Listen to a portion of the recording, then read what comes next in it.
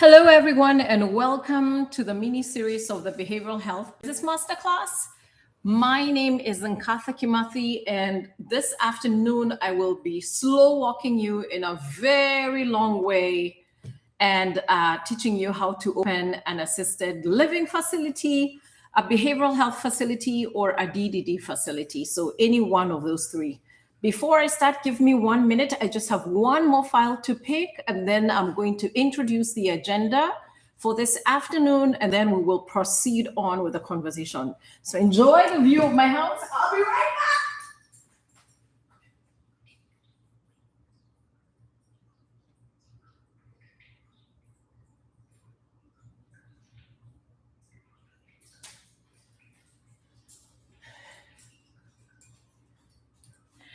Okay, let me change this. Oh, softer lighting. Okay, perfect. So, as a quick introduction, my name is Nkatha. I was born and raised in Nairobi, Kenya, where I lived until I was about 22. Then I won a scholarship that was awarded by the German Academic Exchange Service to do my master's in business administration in Germany. So I lived in Southwest Germany for about 2 years. And then when I couldn't find a job, moved over to the US into a PhD program, and then dropped that when I got my first job working for a pharmaceutical company. So my whole career in healthcare has spanned over 20 years. Mainly, I've been working in the pharmaceutical industry, selling the clinical benefit of drugs to physicians, either in private practices or in hospitals.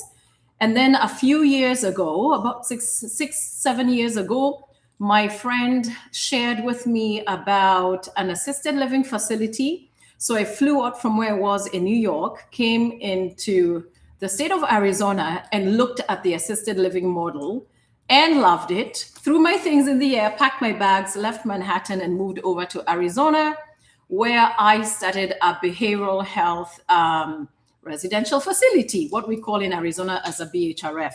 So I did that for about 53 months, 4.5 years. And then when we had massive problems in the industry and I couldn't pull through my reimbursement successfully, unfortunately had to wind down the behavioral health residential facility. And having gone through nothing short of pure hell when I was running the behavioral health facility, I decided to step on the other side of the freeway and now become a consultant for providers or individuals who are looking to come into the industry by way of opening their own group home. So to get to this point has been a myriad of so many different attempts at entrepreneurship, so many different types of failures, but here I am today, where I'm now enjoying this new role that I've been doing for the last year and a half, where I support anybody who is interested in opening any kind of residential facility. I mainly specialize in two types of residential facilities. The first one being a behavioral health residential facility, which is used to support individuals with a behavioral health diagnosis. So that would be anxiety, depression, schizophrenia, bipolar, mainly. There are many other different kind of diagnoses. And I also help people open assisted living facilities. Now, I also have learned and have worked in and supported people opening DDD facilities. Those are for individuals who are diagnosed with a developmental challenge or disability. So it could be an individual who has autism, someone who has cerebral palsy, Down syndrome, and as usual, I forget the fourth one. So the first thing we'll be looking at today, let me just see which of my markers is opening. Which of my markers is working. Make sure you can see the board.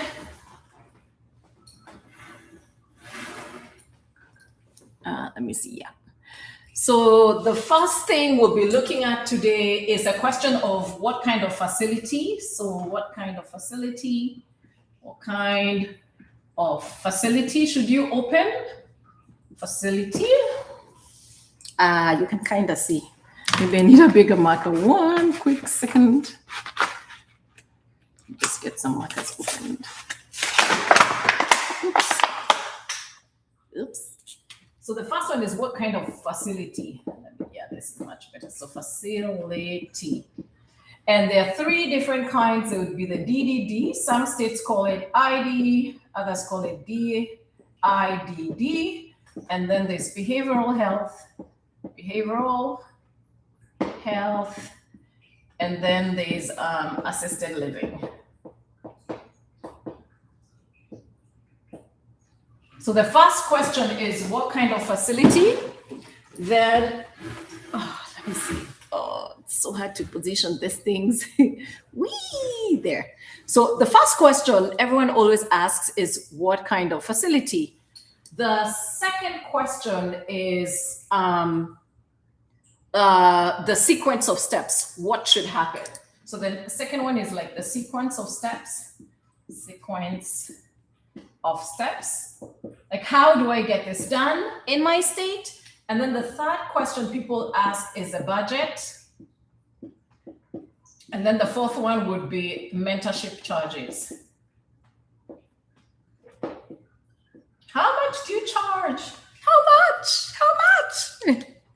So that's what we're going to look at today. Now, I'll begin by saying that I think you all need to applaud yourselves for coming this far. These facilities are not easy enterprises to start. However, just the fact that you're interested and thinking of, growing beyond your regular role as an employee and now taking on the new venture as an entrepreneur is, I think, something that is so commendable. Oops, as I keep dropping my pens. One thing about me is I just teach as I am. No pretense over here. So I think the first is commending yourself, saying, this is something good that I want for myself. I remember when I left my last job in New York to decide to come over and take on the endeavor as an entrepreneur. It was so hard to leave the employer because all of us come into this country brand new, insecure, you don't know much, and your first employment, your first source of income is through employment, not through entrepreneurship. So as you're maturing in the US and you're growing, you develop a bond with all these institutions, and they become the bond that you lean on for your source of money. When you're coming to the world of entrepreneurship, it is completely different because you as an individual become the person who is solely responsible for all aspects of the business. And there are very many different aspects that we'll talk about. So it can be quite a scary journey because now you're thinking of either diminishing your interest, not diminishing, but if you're coming into the world of entrepreneurship, obviously you're thinking about it, and there's quite a bit of your energy that is going to move from your employer because now you'll be investing energy and time to come and develop this enterprise. And residential facilities are good businesses to engage in. They sound like they are complicated to start, but they're actually not that complicated. However, Lord, my memory. However, what was I going to say? However, oh my goodness, this is how you know age is coming my way. However, the documents to start these businesses, which are really the state documents, can be very complicated to understand. And that can be a little bit intimidating because you're coming in to deploy either the money that you've saved, from your W-2 income, maybe it's monies that you're pulling from your 401k. Basically, you have, to this point, exchanged hours for money, and that's expensive money. So the goal of this class, or the goal of my education, is to educate you and make you so bright that when you come into the space of entrepreneurship, you are not burning your hard-earned money, okay? And I'm also, by way of this class, as a way of this education, one of my other goals is to help you transform your mind so you pick up on an entrepreneur mindset, right? Coming from the world of employment. So the first distinction I make is that where you're coming from is usually a singular specialized role. Now, in your personal lives, obviously, you have many roles. You have the role maybe of mother, father. Sometimes you might even have the role of caregiver, meaning you're taking care of children, you're raising children, you're taking care of each other as spouses. So there are multiple roles that you're holding. So you're not new to the idea of multiple roles. However, in the world of residential facilities, that role becomes more important because now you're really going to be the custodian of clients that are either have been under the custody of the state, and also the monies you'll be receiving for investment, unless it's private pay, is really monies, taxpayer monies that are flowing through your state. So the level of care in going about this business is you really need to take it seriously and take it a notch higher. So education, in my opinion, is one of the ways of making sure that you're also prepared for the endeavor, because it can be very expensive when you are continually making mistakes. Number one, it will delay your licensing process. If your licensing process delays, then you're delaying the time in which to convert that bed and make money. Okay? So now we will move on into the first question, which is, what kind of facility should I open? And then you come, you're like, which one? And then you come and tell me behavioral health. And I'm like, no. So that's what we're going to start by doing. So now I'm going to just talk about the 3 different kind of facilities. I will break down what each one of them needs. And what I want you to think about when I'm talking about these facilities is that level of complexity the one I am willing to deal with?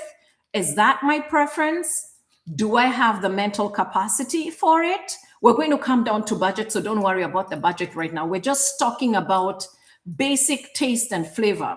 But when it comes to the world of entrepreneurial thinking, I want you to now start asking yourself, in terms of the capital that I have that's available to be deployed, or the capital I don't yet have that's available to be deployed, can I understand the group home equation, the group home mathematics, so that when I do decide to start the process, then I will make sure that I'm using my capital with the highest and best efficiency. So that's what we're dealing with at this first layer of the group homes. And now I'm going to run off, which is what I always do, and pick up my file, and then I'll be back. You can post a question in the comments, but I see you.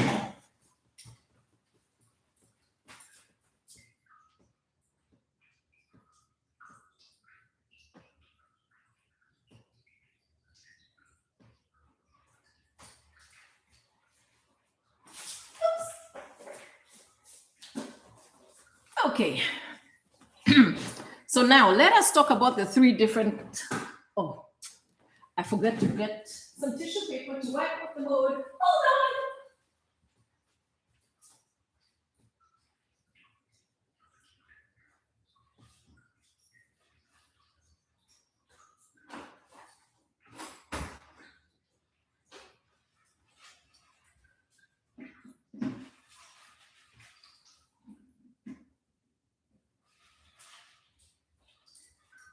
All right. Now, let us talk about the first type of group homes, which is, no, I'll speak generally about all kinds of group homes because oh my word, this whiteboards. Hold on. I have to find my nail polish remover, which is where? Yeah. Live is truly live. See what I'm saying? Okay. Oh. Live is live.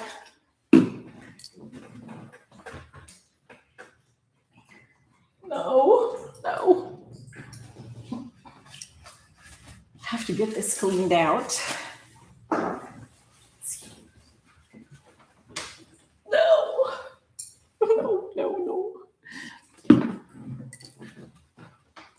That pen was just too bright.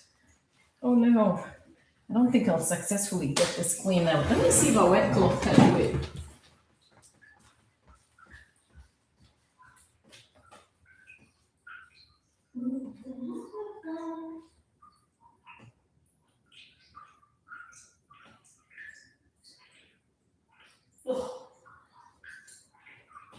hunting where we'll go. A hunting where we'll go. E-I-I-E-O. A hunting where we'll go. I am not making any progress here, so we're just gonna move on.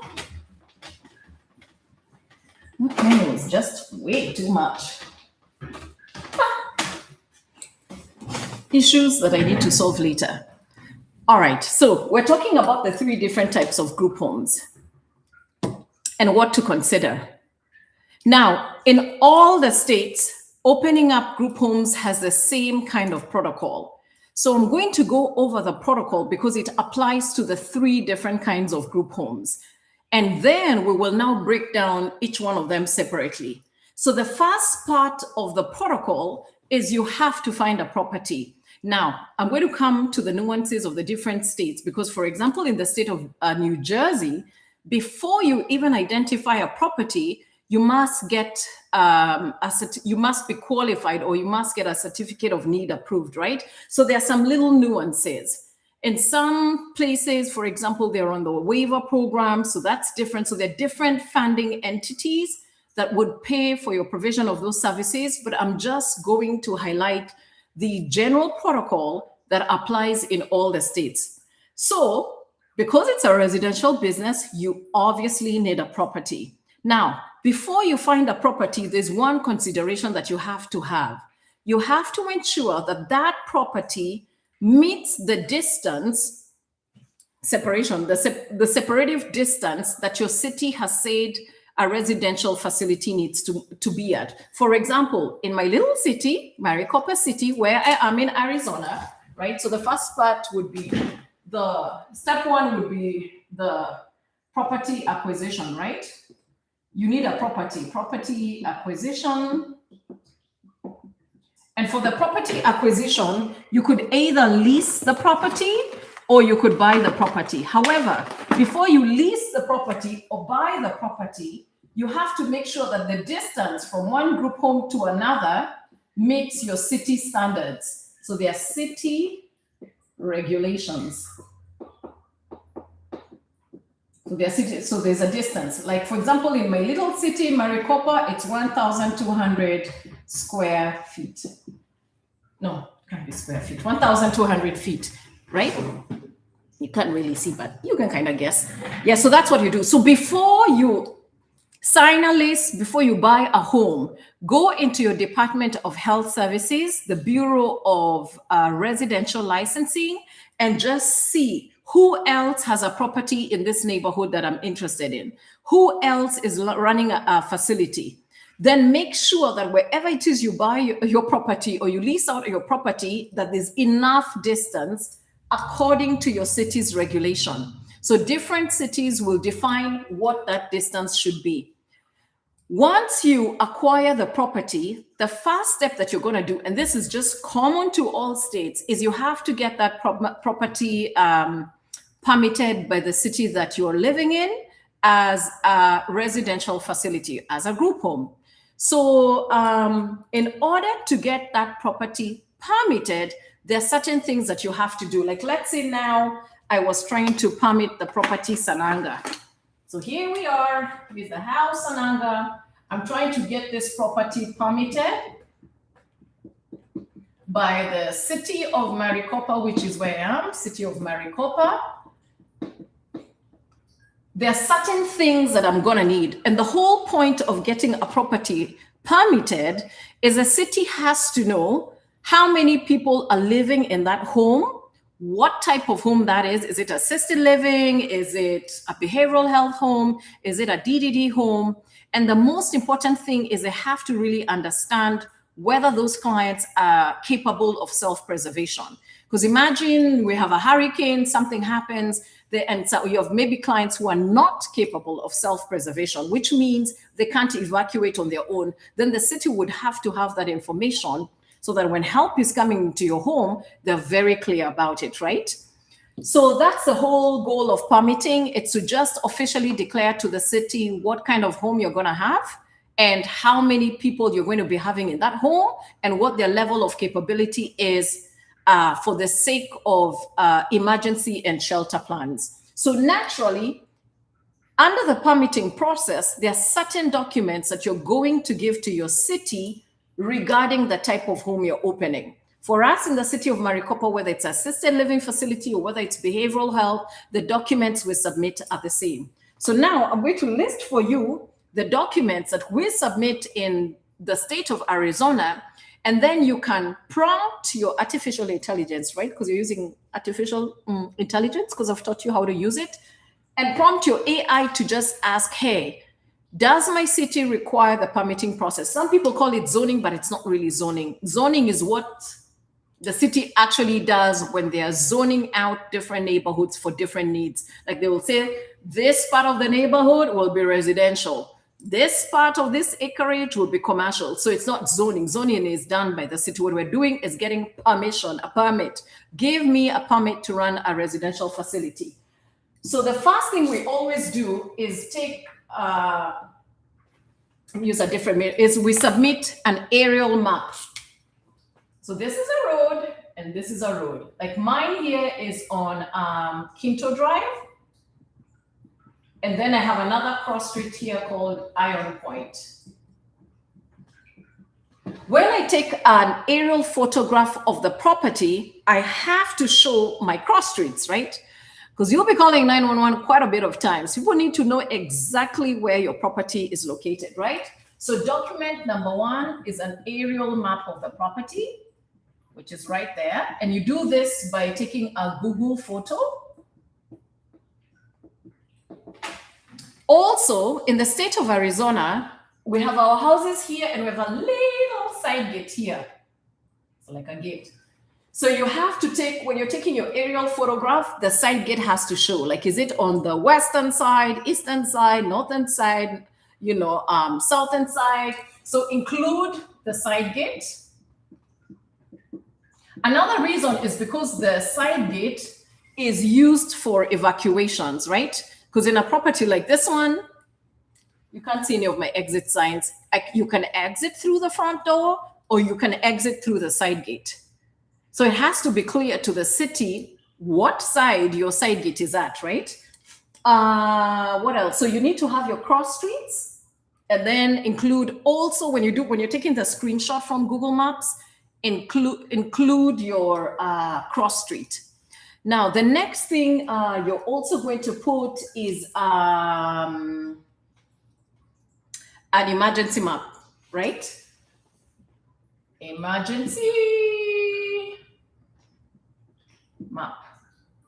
So these emergency maps, I don't know if I have mine here to show you. I'd have to run again and get it. It's that map you have of your house, like your property. And then you're like, this is the screen door, the back.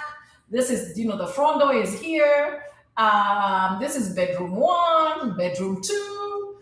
Then we have a kitchen here. Then we have a living room. Then we have another bedroom here. Then we have another bedroom here. And then I have a little kitchenette over here. Then you also have to show where your fire extinguisher is on the map. So you'll say, my fire extinguisher, this was BD1, BD2, that's bedroom 1, bedroom 2, living room with my little kitchen here, and then another BD3, and then this is BD4. So you have to show your fire extinguisher. You'll draw it on your map. You're like your little fire extinguisher. You'll see mine is there. You have to show where your carbon monoxide detectors are, smoke detector and carbon monoxide detectors.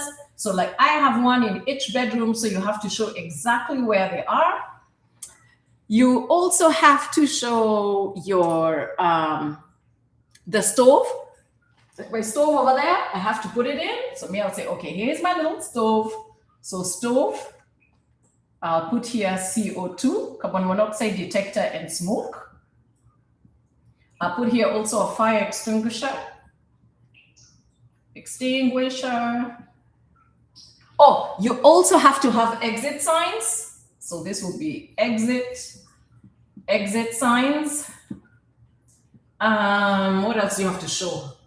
Of course, here will be the, what else? Exit signs, carbon monoxide detector. Now, what became new now is you actually have to wire in an emergency light. And those lights kind of look like this.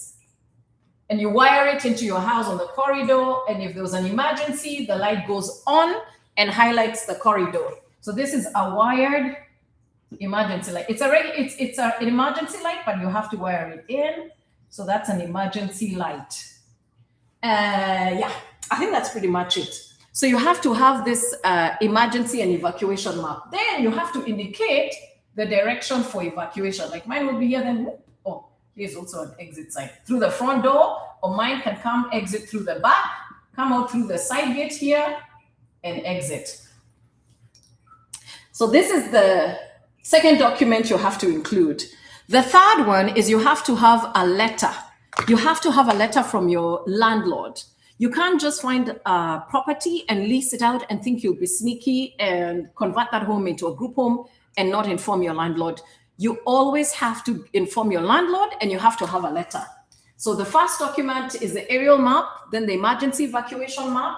Then you have to have a letter from your landlord. Let me add it here, landlord letter. Landlord letter.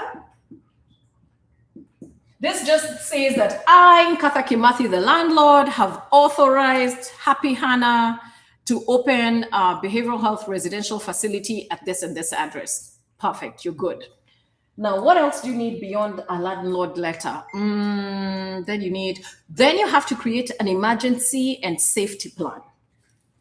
Emergency shelter, an emergency and shelter plan. Shelter plan. This is a plan that says, in the event of an emergency, or let's say we had a hurricane, or in Arizona, we have a lot of monsoon rains and it can really flood. What happens? If there was a cyclone passing through, what happens? What is the emergency plan? How are people going to evacuate? What is the expected, minutes of people evacuating? Who needs help? Who doesn't need help? So that's the other document. And then you will also put in a letter that talks about your scope of services. It's not like super broad. Don't say too much unless you have to. Scope of services. Like you say, we are opening an assisted living facility. This is our general scope of services. The most important thing you have to watch for that will delay your application in this stage is that one question where they ask, are your residents capable of self-preservation? Now, I ain't thinking I'm going to be doing behavioral health. I'm like, obviously, they're not capable of self-preservation. They are. They can walk out of the house, right? So that question, you have to answer it correctly. If you don't answer that question correctly, guess what happens? Now the city will come back to you and say, your clients are not capable of self-preservation. Okay. That means you need to add on sprinklers into your facility. Sprinklers is another $20,000 to $25,000. And sprinklers is, if they're not capable of self-preserving, meaning exiting out within 2 minutes, that means you need a little bit of water to come and calm down the fire in your house. So you have to be careful, and you have to know how to answer these questions with your city so you don't make those mistakes, because mine came back denied my city permit. And then I had to figure out what was the issue, but they usually, comment and put those notes there. That delayed my opening for another 3 weeks because it took now that I had to get that letter in order to make the application to the state. And when they wrote that my permit was denied, they were like, you need to go see an architect and the zoning of your property needs to change. I'm like, So don't make that mistake. Capable of self-preservation, that will determine this. Once you do this nice, beautiful process, the next step will be that you're going to apply for the fire inspector to come out. And he or she, the fire person, will come out with a nice little fire truck, like a small one. And then they're physically going to inspect your property. So they will come, they will check all your smoke detectors. They will check where your fire extinguisher is. When you buy your fire extinguisher, please put the receipt with a date of purchase on the fire extinguisher, because fire extinguishers have to be serviced every year. They will look at your exit signs. They will go to your wall where you're going to have your posted signs, right? Every facility has to have a wall, like, when you enter a facility, and then on one wall, you're going to put posted signs. Posted signs basically means a bunch of documents that will inform the public about the kind of facility that you're going to have, right? Because this is going to be a state licensed facility. So anyone who walks in with immediacy has to be able to look at your wall and self-inform themselves on your type of facility and your resident rights and other things that we're going to talk about. That's also where you're going to keep a copy of your emergency and safety plan. So your emergency and safety plan has to be on the wall, and your evacuation map. I don't know, I call it an emergency map. It's actually an evac map, evacuation map.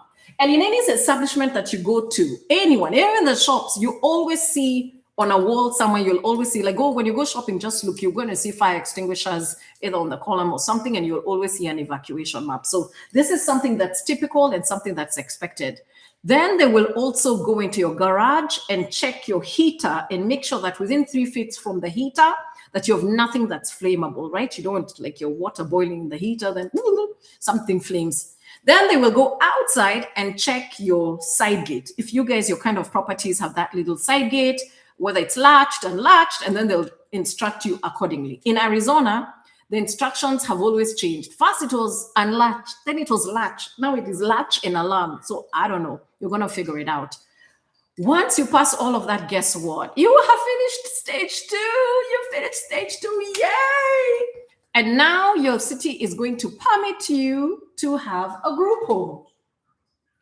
So now you're going to get something we call a certificate of occupancy. Yay, you! Certificate of occupancy. Yay! And then that letter will say, I hereby, I'm just guessing what it says, from the city, certify you, and you can now have 6 people in your residential facility.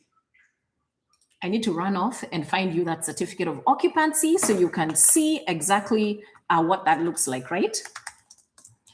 Again, I'm running off. Take a break, take some water. I'm coming back.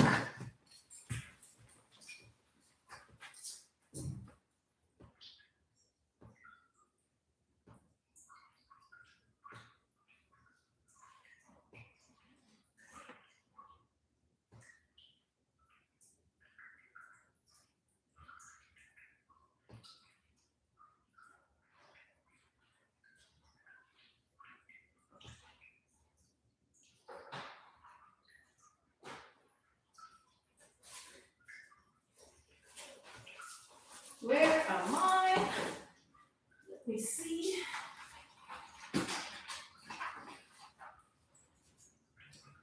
As usual, I can't find them when they're needed. But no worries, I'll show you, I'll find them. Okay, so that's it, right? All right, let's go on. Whether you're welcome to put questions in the chat, but now, have we understood stage 2? Stage 1 was acquiring the property. Either you're gonna buy the home. RFA, what does RFA mean? Is it like administrator? Yes, I am the administrator of my home, and we're going to talk about that as we, whatever. By the way, my home closed down. So this is where I had my group home, and now I'm just concentrated on education and training, right? So I did everything on my own. That's how I became very familiar with the process. Please tell me, by the way, what state you are in, and then what kind of group home you're trying to open. So this is it right here. This is once you acquire the property, either you're going to lease it out or either you're going to buy the property.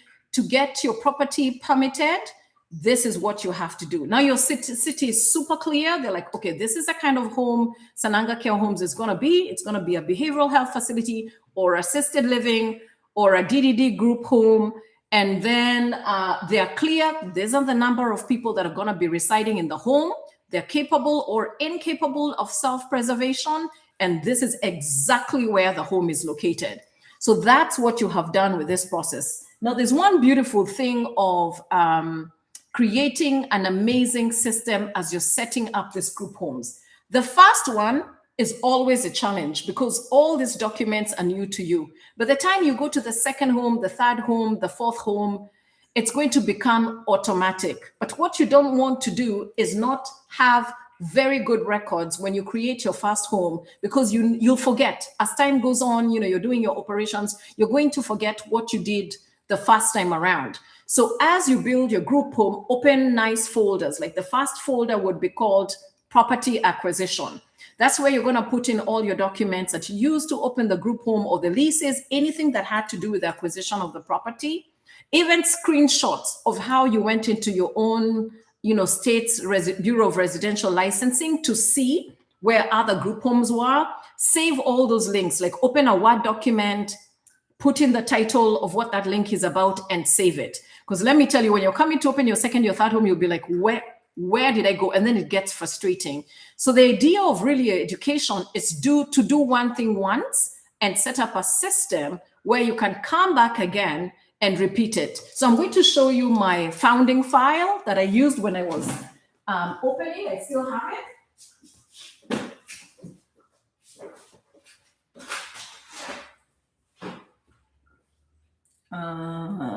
Not that one, not that one.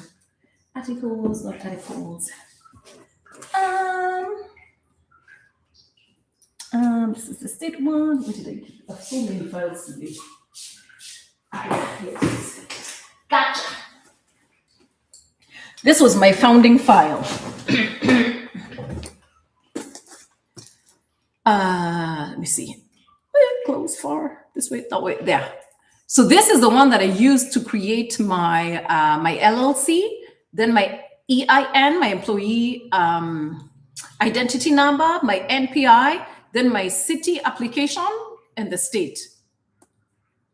So I saved everything here. And this file is from 2019 when I opened my group home. So let me see if I can pull up some documents.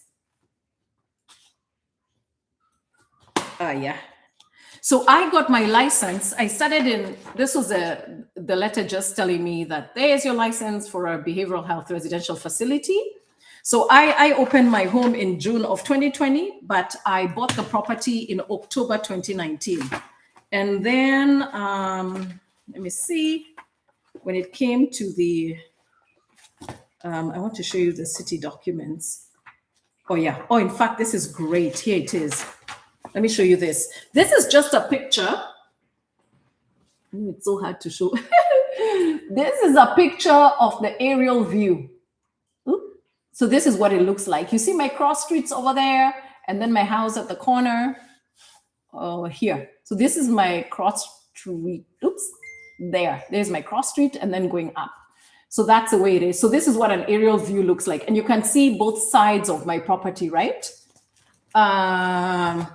No, you can't get the license before the home because a license is given based on a home. So you can't be licensed first and then you get the home. It doesn't work that way. However, with DDD, it can be a little bit different because DDD, like in the state of Arizona, they award you the client and then you have 90 days to go and find the property.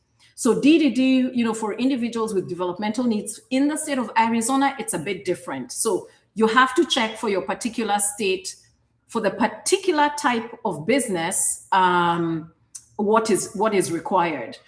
Because you see, DDD are individuals who need very specialized care. So the homes have to be prepared in a certain way. Like they will say, maybe all of your mirrors need to be shatterproof.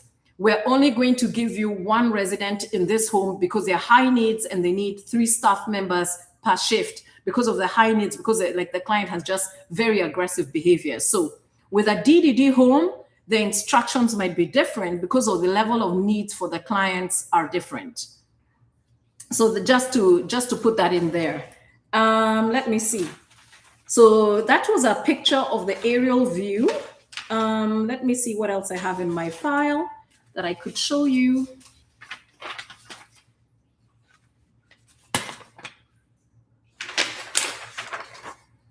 This was a short narrative I gave those days. I mean, if you needed a copy, I can give you a much better one, a much better one, because now with AI, you can do a lot. And by the way, if you're not already using AI, you need to, because AI is going to soften your steps and increase your education.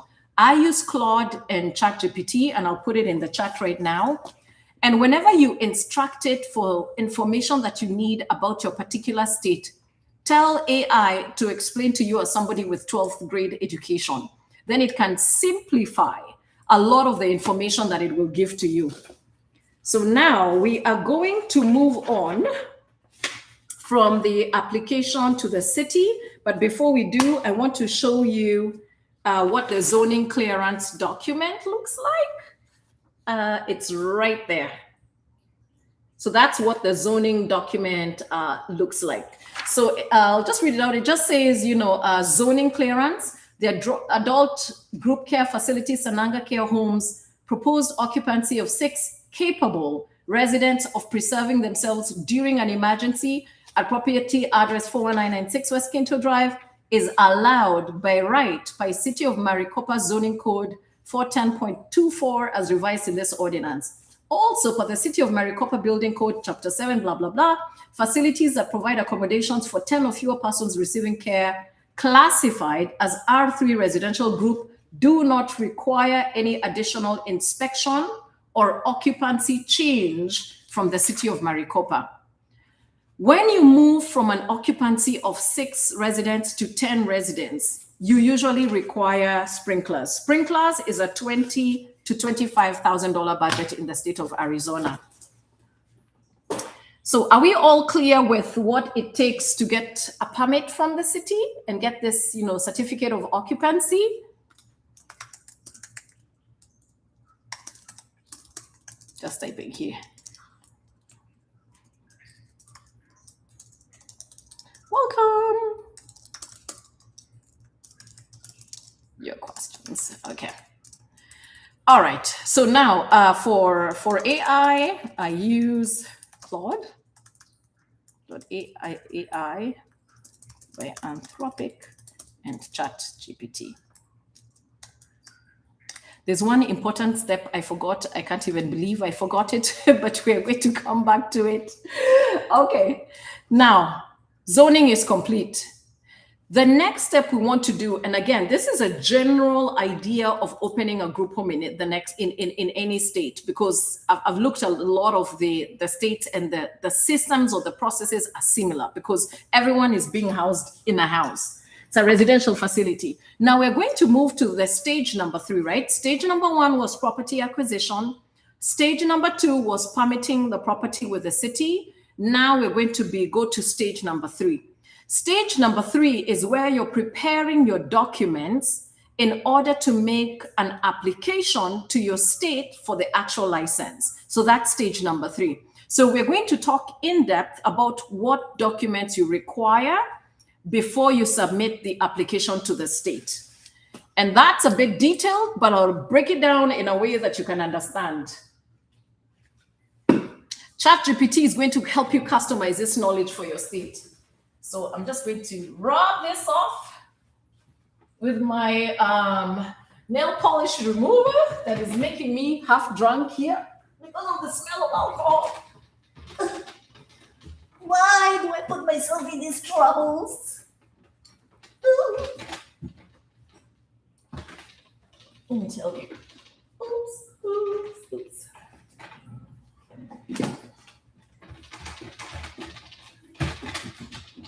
Today we'll just have to deal with a dirty board because I can't successfully wipe it. I think I need to find like the original duster.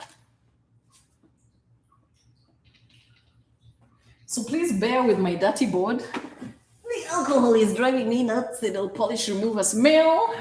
Let me see if I can just squish the grime to the side.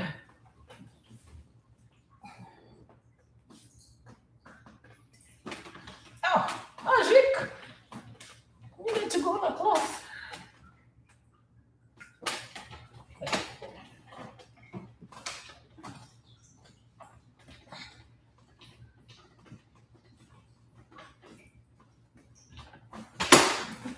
If you're OCD, I'm sure this board is making you go nuts. Okay, let me see. All right. Oops. All right. Let me just close that window because of the reflection.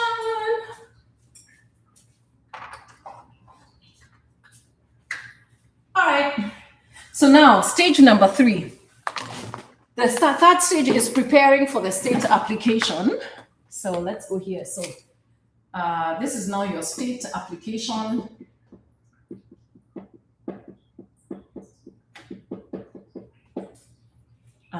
what you need. One is always a manager.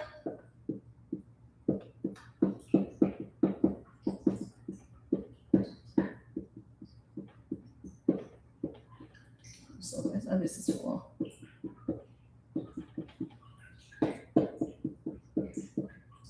And it comes down to oops.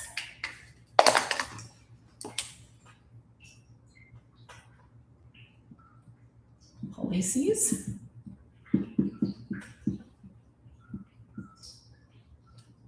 Policies and procedures. I'm going to explain all of this. I'm just putting it on the board. For here, D, D, D, I, D, D, RTH, as I call it, or DIDD. Then there's BHRF, and there's ALF.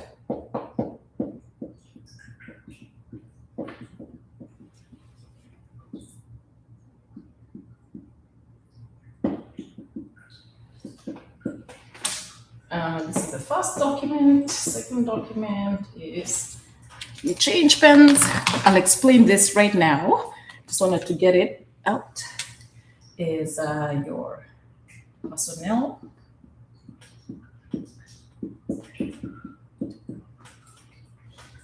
I'm not even sure if personnel has one L or two L's, but moving on. And then personnel, it will be the resident file.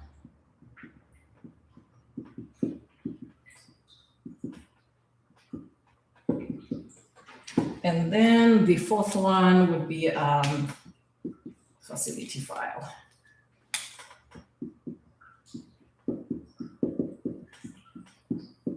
And the fifth one can be MR.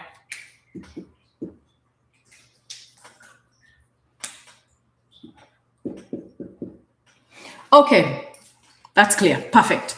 So whenever you're preparing to make your state application, and this is where you start burning cash, is there are 5 different files that you need. You need a policy and procedure file. You need a personnel file, meaning all the caregivers or DSPs, direct service professionals that you're going to hire. You need to have all their documents ready in the personnel file. If you're going to be running an assisted living facility, at least in the state of Arizona, you have to have a state licensed assisted living manager oversee the business, right? If you're running a behavioral health, you have to have a state licensed individual with a qualification in behavioral health. So it could be a social worker with an advanced degree in social work. It could be a LISAC, a licensed independent substance abuse counselor. It could be a nurse practitioner with a specialization in psychiatry. Either one of those 3 to oversee a BHRF. For DDD, it's just you as the administrator, but some states might differ. So generally, all residential facilities, and this is what I always tell people, remember, these are like mini hospitals. A hospital has a hospital administrator. These businesses, yes, we establish them in residential homes, which feels like your home, your property. However, you have to remember they're like mini hospitals. Managing their operations is no joke. And that's why the states mandate that somebody with a state licensed advanced level of education is the one overseeing how you're running your business. You see what I'm saying? Because it's not just like a home, like I'm just, housing these grandmas and grandpas here, and we're going to eat rice and beans as I did for my 4 years in boarding school. It's a clinical, in my own special language, it's kind of like a clinical environment. So the way these homes operates have their level of seriosity. And that's why somebody with a board certification is put as the managerial authority. I don't want to use the word administrator because administrator is different, right? An administrator is the governing authority. A manager is the one that manages it. Supervisor is the one that supervises it. But the head of all these facilities is usually the administrator. That's like the highest authority, right? So policies and procedures is one of the documents you have to have, and we'll talk about that right now. Then the personnel file, I'll tell you what's included in that. Then you have to have a resident admission file, whether it's the elderly, whether it's somebody with a DDD diagnosis, you have to admit them professionally, the same way you admitted professionally whenever you go to a clinic. Then you have to have a facility file. This is a file where you put all the documents that are a part of the running of your business. And then there's a MAR, the medication administration records, medication admin records. This is a segment where education makes a difference, because how fluent you are in creating all these documents is what's going to determine how quickly you get your license. And I have a funny joke to share on this one, just to show you how far I've come. Let me just show you my first inspection in 2020. I don't know if I still, oh yeah, this was it. I want you to see how many mistakes the inspector came and found in Sananga. She was pissed, but I didn't know. So the inspector came. I hadn't even finished creating my policies and procedures, and that was in 2020. Then COVID hit. So no one used to give anybody documents. So I used to sit here in this particular chair, in this particular position, and craft my policies from scratch based on information that I was reading all over the net. By the time I put in my application, when the inspector came out, I was not finished, because policies are almost 100 to 150 pages. Do you want to see how many mistakes she just saw? She's like, look, mistakes. All these policies were missing, all of them. She went through my policies and she must have been like, oh dear. See? All these mistakes. I didn't know. So this delayed my licensing, because now for her to come back, she's pissed. Then she has to come back at her own time. And you're going back and forth, sending each and every of these documents. She has to read them. That is taking more of the inspector's time. They will not be pleased. So this portion of the documents is the one reason you should pay for mentorship, because it will delay your licensing, no questions asked. And this is where properties begin to sit vacant. Remember, I bought my home in October 2019, and I was licensed in June of 2020. The inspector came in April. This says April 2020. So April, May, June, 3 more extra months of just nursing an empty house, right? So this part of the documents is one of your most important part of the process. In fact, I would suggest before you even get the property, if you're clear that this is what you want to do, that you start working on these documents. And usually they can be bought. It's not as stressful as it was in my time where I had to sit and create everything. You can buy them. Like policies and procedures will be from 1,500 to 20,000. Policies and procedures for DDD homes are very expensive, because DDD has about 20 service lines. It's not just residential. They have residential, they have NEMT. You could open those, kind of like a skilled nursing residential facility. You could do, that business where you're sending caregivers out. So the DDD has like 20 different service lines, and your initial policy will usually cover all those different service lines. So their policies could be from 5,000 to 20,000, just because there's so many different businesses in there. BHRF policies, 3,000 to 5,500. ALF policies about 1,000, 1,500. Or if you have a friend who has an ALF, talk to them nicely, cook for them some nice food, and hopefully you can get a soft copy of those policies at no cost to you. I will give you a little secret. If you're diligent in today's age using AI, because all departments of health services produce a checklist, you can take that checklist, the PDF document, feed it into your AI, and just tell it, create for me policies on this, create for me policies on this, create for me policies on this. You can also take your articles. In fact, this is a great time to talk about the articles. Let me tell you where all our policies and procedures come from, and I will show you per the different business line, because policies and procedures are created from the articles. The articles are the statutes or the laws that govern that type of business. So what I'm going to do now is show you the different policies. I'm going to show you the different policies for the different articles for the different lines of business. And I want you to see, I'll try and demonstrate to you the different complexities, and you'll understand why DDD homes are more, take more to set up. Assisted living is the easiest, at least in the state of Arizona. So now let me get the articles of the 3 different lines of business, then I will show you. So this is like behavioral health policies. Let me put that there.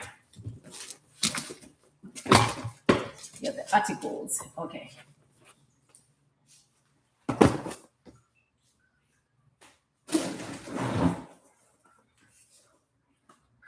Okay, so you see this baby here of mine? This is DDD. DDD is a heavy line of business because the specialization is much, much higher. So let me see if I can show you. So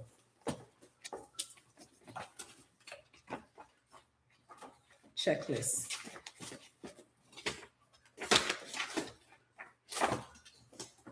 For DDD, this is a policy checklist, and it is also, this is for the state of Arizona, right? It's also a policy development tool.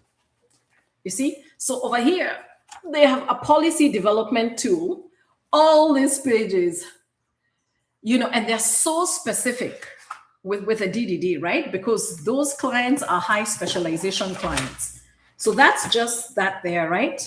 It's so specific. You even have to add on a business plan. I know some states also just open any regular home. You still have to have a business plan. Then in other lines of business, we have articles. These ones have, what do they call these documents? And I'm going to show it to you. Service requirements. I forget what they call these documents.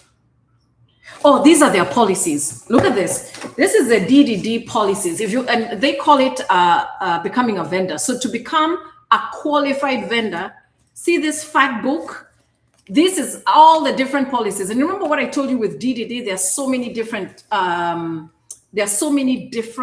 lines of business. So if you wanted, let's say, to open, let me just look at, like for individual supported employment, right? This is the policies. This is a document that would govern the policies for individuals needing supported employment. Like sometimes, you'll go to a Fry's and then you'll notice like there's some young people with developmental disabilities who are helping with bagging, right?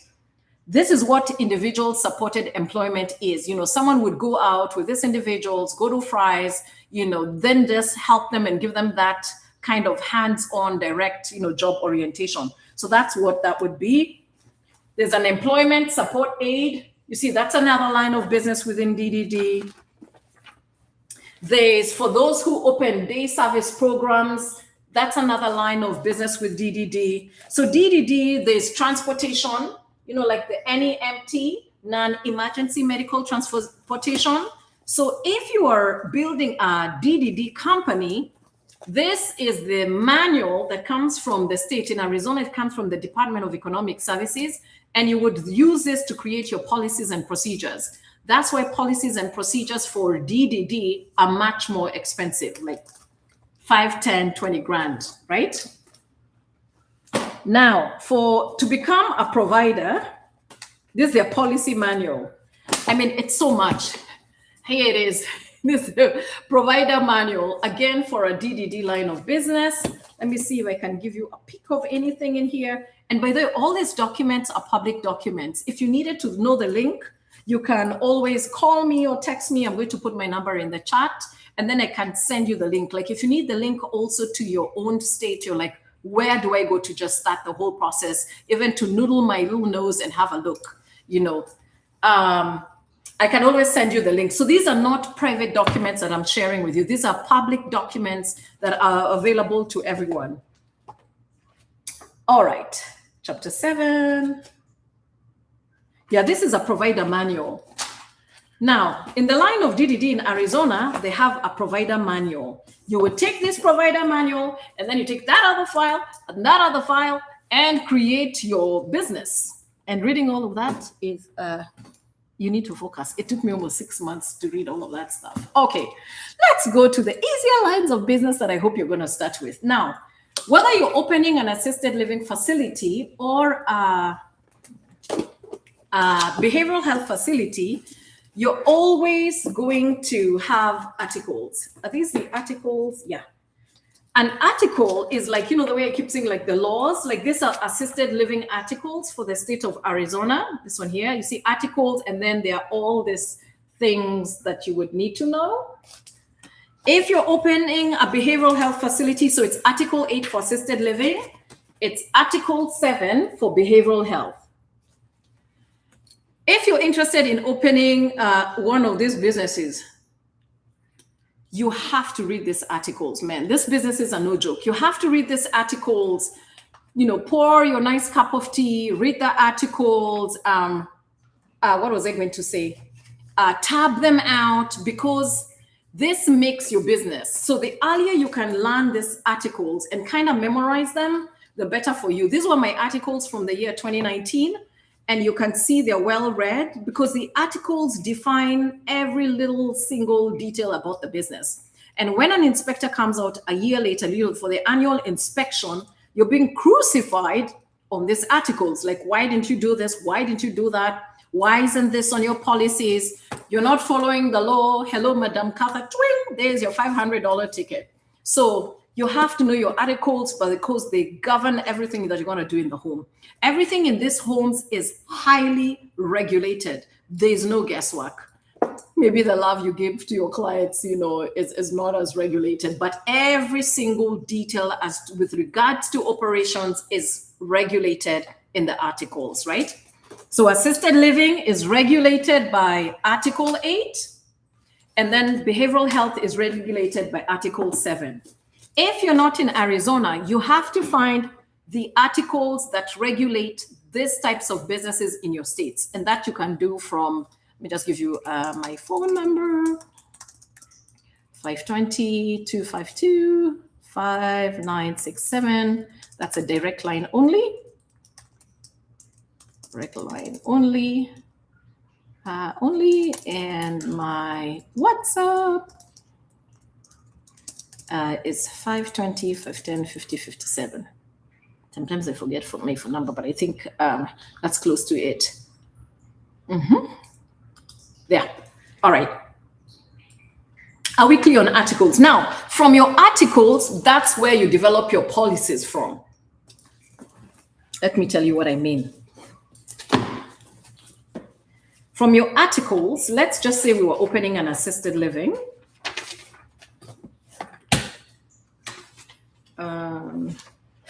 This assisted living.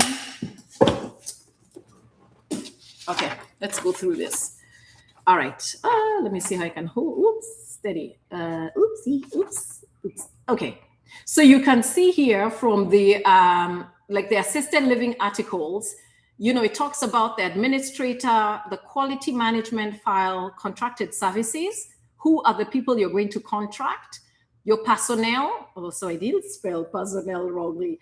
Residency and residency agreements, service plans, transport, resident rights, medical records, behavioral care, behavioral health services, personal care, directed care, medication services, food services, emergency and safety standards, environmental standards, and physical plant standards, right? These are the articles for assisted living. Now I want to show you that the business model tends to be similar. So here, now for behavioral health, very similar. Different business lines, similar articles. There. For behavioral health, it's again the same thing. The administration, quality management, contracted services, personnel, how you're going to do your admissions, your treatment planning, your discharge planning, transport, the resident rights and medical records, transport during outings, timeouts, physical health, behavioral health, outdoor, something, medication, food, emergency and safety standards, environmental and physical plant standards. That's why they say the models are the same. You don't have to be afraid. Like, she's in Arizona, I'm here in North Carolina. Don't worry. It's the same because I've read Oregon, I've read North Carolina, I've read New Jersey. The model is similar. Use AI to customize it for your own state and become more educated about it. So based from these articles, policies are created. And you could feed, because these are PDF documents that your state produces per business line. You could take the PDF of an article, feed it in, and then tell it, create for me the policies and procedures. And when it's creating for you the policies and procedures, go slow. Tell it, create for me the policies and procedures based on point, let's say 1 and 2. Then you copy that, put it in a Word document. 2 and 3, take AI a little bit slowly because sometimes it can't create like the whole document in once. So this is just a little shortcut. If you're like, I don't have the budget to spend on mentorship, I'm just gung-ho, I'm going to do this. I get it. Another thing you could also add, when you're telling it to create your policies, is put the PDF of the article. And then there's also a checklist that your state will always give you, like a checklist. Like if you're opening a behavioral health facility, this is a checklist. If you're opening an assisted living facility, this is a checklist. So all your states publish a checklist. If you don't have a checklist, you can borrow from the state of Arizona. Let me see if I can show you an example of a checklist, if I have one here. And checklists, the states publish checklists because when the inspector comes, they are using that checklist. So this is one cheat sheet about these businesses is there's always a published checklist. So don't let anyone be mean with your policies. They'll be like, I know where to get the checklist. I know where to find the articles. I can create my own policies. Yeah. Let me see. I think I have a checklist here just to show you an example of when I first opened the whatever. State inspections are like 4 hours, so when the state comes, you need to buy an Alexa, like the $30 Echo Dot, play some really nice jazz music. That morning, wake up early, take your Betty Crocker cake and bake a cake so the house smells nice, or maybe you'll have a nice scent better than your nice cake. Because the tension when she's reading page by page by page of all your policies and all your files and your documents is quite a bit. Okay, this is a very old checklist from way back. Whatever has improved, and I just have one page of it, but I'm going to show it to you. And this was for a behavioral health facility. So feed AI a checklist for whatever line of business you want to open. Read it yourself, highlight it as I did. This is what I used like in 2019. And then feed it also the articles, and then you can develop your own policies. And then cross-check your policies against the checklist. It has to have covered every single detail of the checklist. You can't skip anything. So that's where the work becomes plenty, that sometimes it's just much better buying the done policies. Or if you're like me, you'll just hack it out the way we used to hack it out way back. Okay. What else did I want to say? So that's it about the articles. Hopefully that has helped you a little bit, right? I haven't shown you policies and procedures. So now with your articles, you'll develop your policies and procedures. I'll just give you a quick look of what mine look like. Oops, sorry. Everything is so reversed, it's so hard to see. But anyway, just to give you a general gist, so you can see all the policy topics step by step. And if you want a copy of the table of contents, I can send that to you. You can upload the table of contents and develop your own policies, or just buy them, which I wish I did then. It was not worth sitting 3 months creating these policies. Then there is another one. So you can see how the policies go through everything. And then it's like a lot, 200 pages. And then there's the last part. All right. Whew. So all of this is the policies. And you know what you do for the inspector? You tab it out. So this part talks about the administrator, the governing authority, for example. right? The administrator is the boss of any residential facility. After that, we went into, let me see, hold on, oops. These files are making me sweat in Arizona. We went into qualifications, qualifications and things like that. So every role in a residential facility has to have a job description. The job description is defined in the policies. That job description comes from what the article said the job description of that role should be. So if you're hiring a DSP, a direct service professional, or behavioral health technician, or a caregiver, they have a JD, and that JD is defined by your policies, and that JD in your policies is defined by your articles.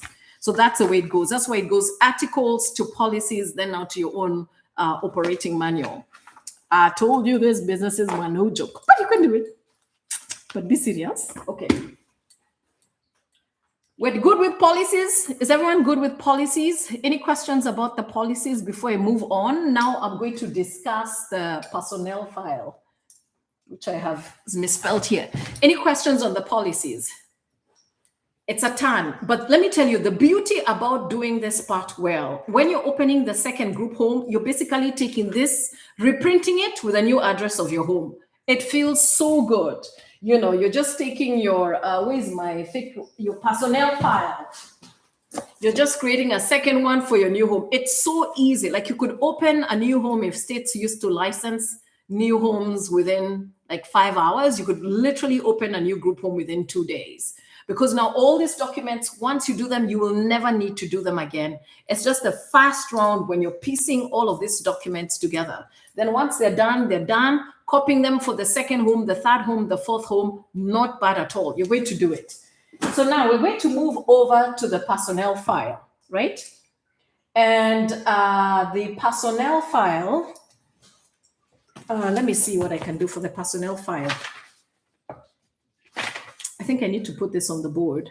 Should I put it on the board or just speak about it? That rubbing is a little bit taunting. Let's talk about the personnel file. A personnel file always has the overarching authority over the facility, which would be the administrator. Then depending, of course, on the line of business you're doing, if it's behavioral health, there's always someone, as I've said, who has a master's and advanced degree from the behavioral health body, assisted living from the assisted living body. And then let's talk about your caregivers, right? Your DSPs, your caregivers. There's usually a certain set of documents that you need, right? Number one, you need their CPR first aid card. It has to be valid, right? It doesn't have to be like fresh, like you're opening your home on, let's say, August 1st, that the CPR first aid card starts then. No, but it has to be a valid CPR first aid card. Then you need a fingerprinting card. So they have to have, gone to the Department of Fingerprinting and gotten a fingerprinting card. Then you go to the Department of Public Safety where the fingerprint cards are done, and you pull out a copy of their fingerprinting card. So just because somebody has a valid fingerprinting card doesn't mean you take it at face. You have to take that number, plug it in, print out a screenshot, and sign that you actually verified from the authority that gives out that fingerprint card. In some states, that information comes directly to you through your state's portal. Like our DDD programs, the way it's done, everything remains within the internal portal that DDD has. Behavioral health and assisted living, we're still kind of fighting on our own. We don't have one uniform standardized portal. So we do the filing on our own using our own softwares that we buy. So if your state is the kind where these documents come through the state and you have an internal portal where everything is kept like what I see in Oregon, that's even much better, because then you don't have to keep, double checking and cross checking. So say it's, fingerprints, CPR, first aid. You also have to go to Adult Protective Services in the state of Arizona and just confirm, do that background check that they don't have any record, like no abuse, no neglect, no exploitation. And then there's a job, skills, and knowledge verification. Because, as I mentioned in the articles, you have to there's a description, there's a JD, there's a job description for every role. And from that job description, you create your own job description that you put in your employee packet, your employee application packet. Once you're hiring a caregiver or a DSP or a BHP, you have to cross-check that they actually meet those qualifications, because those qualifications are defined by the state. I don't know if I can see anything here to do with that. I'm just looking at the Article 8. Let me see if I can show you what that looks like. No, I can't find it fast enough, and I don't want to delay this video any longer. Oh yeah, here it is. This is Article 7. Oops. You see where it says, we have highlighted personnel, you must ensure all of this, that they meet all of this. Just as an example, the administrator must ensure all of this. That's kind of like the job description, right? And it's long. So I just took all of that information, I summarized it, I created a JD, and then I put it in the file. So now when someone comes in, I go through that they have knowledge of the job, because remember, it's like a mini hospital. So they have to have some knowledge of the job. But your own articles in your own state will define their age and how much prior experience they should have had. So in fact, this is a good moment to talk about your employee application packet.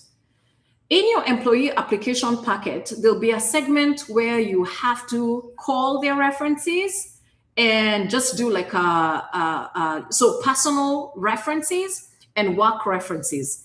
Make sure that you call and you document who you spoke to, their contact information, and the information that you got.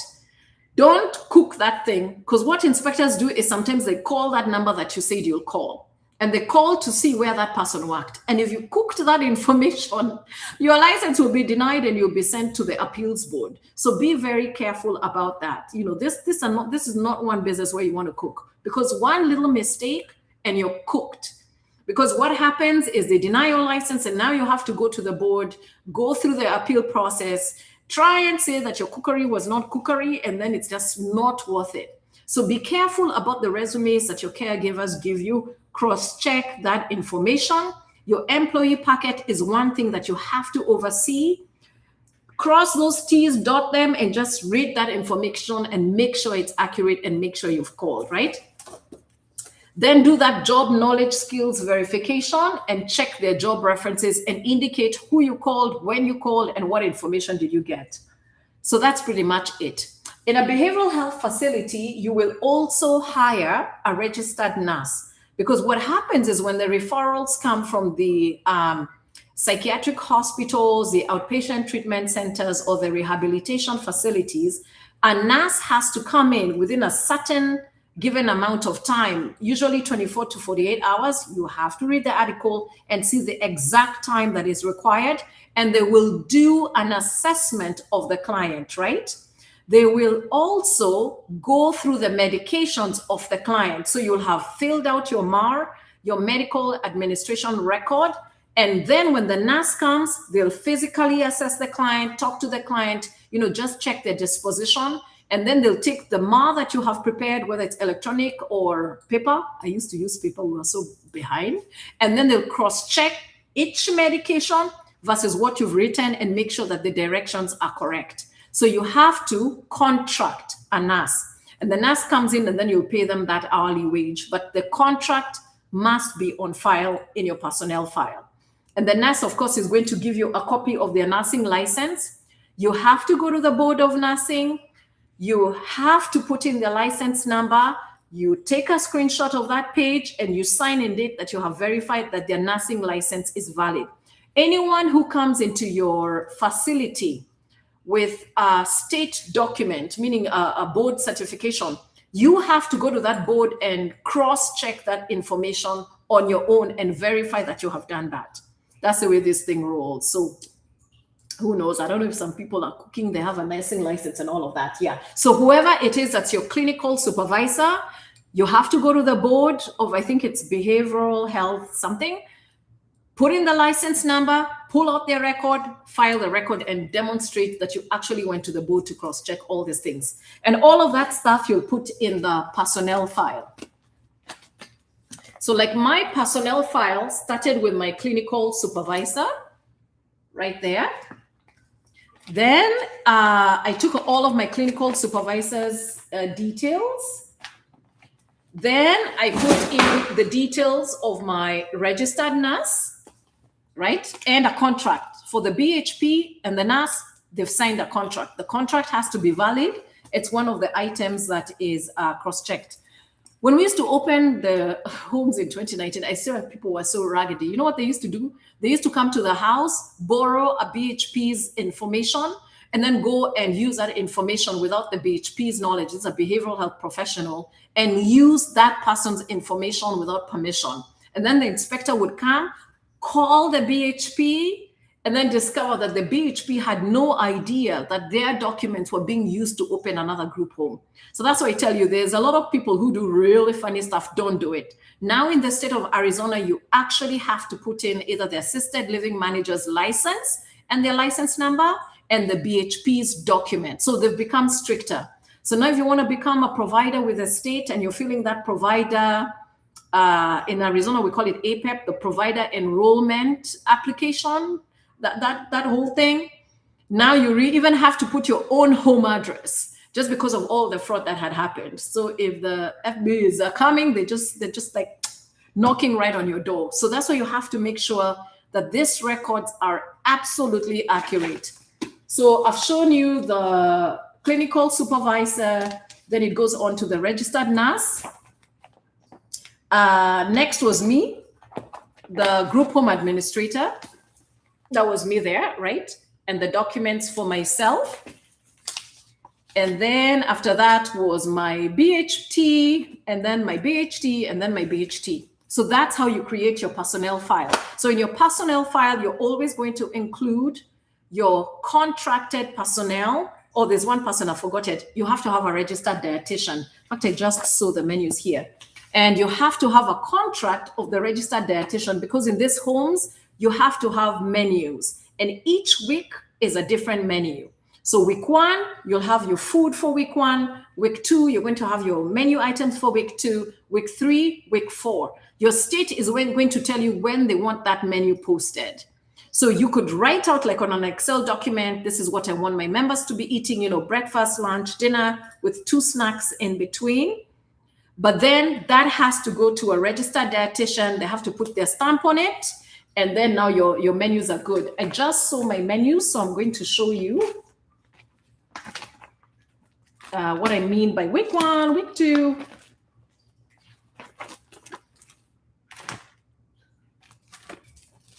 Okay, let me see.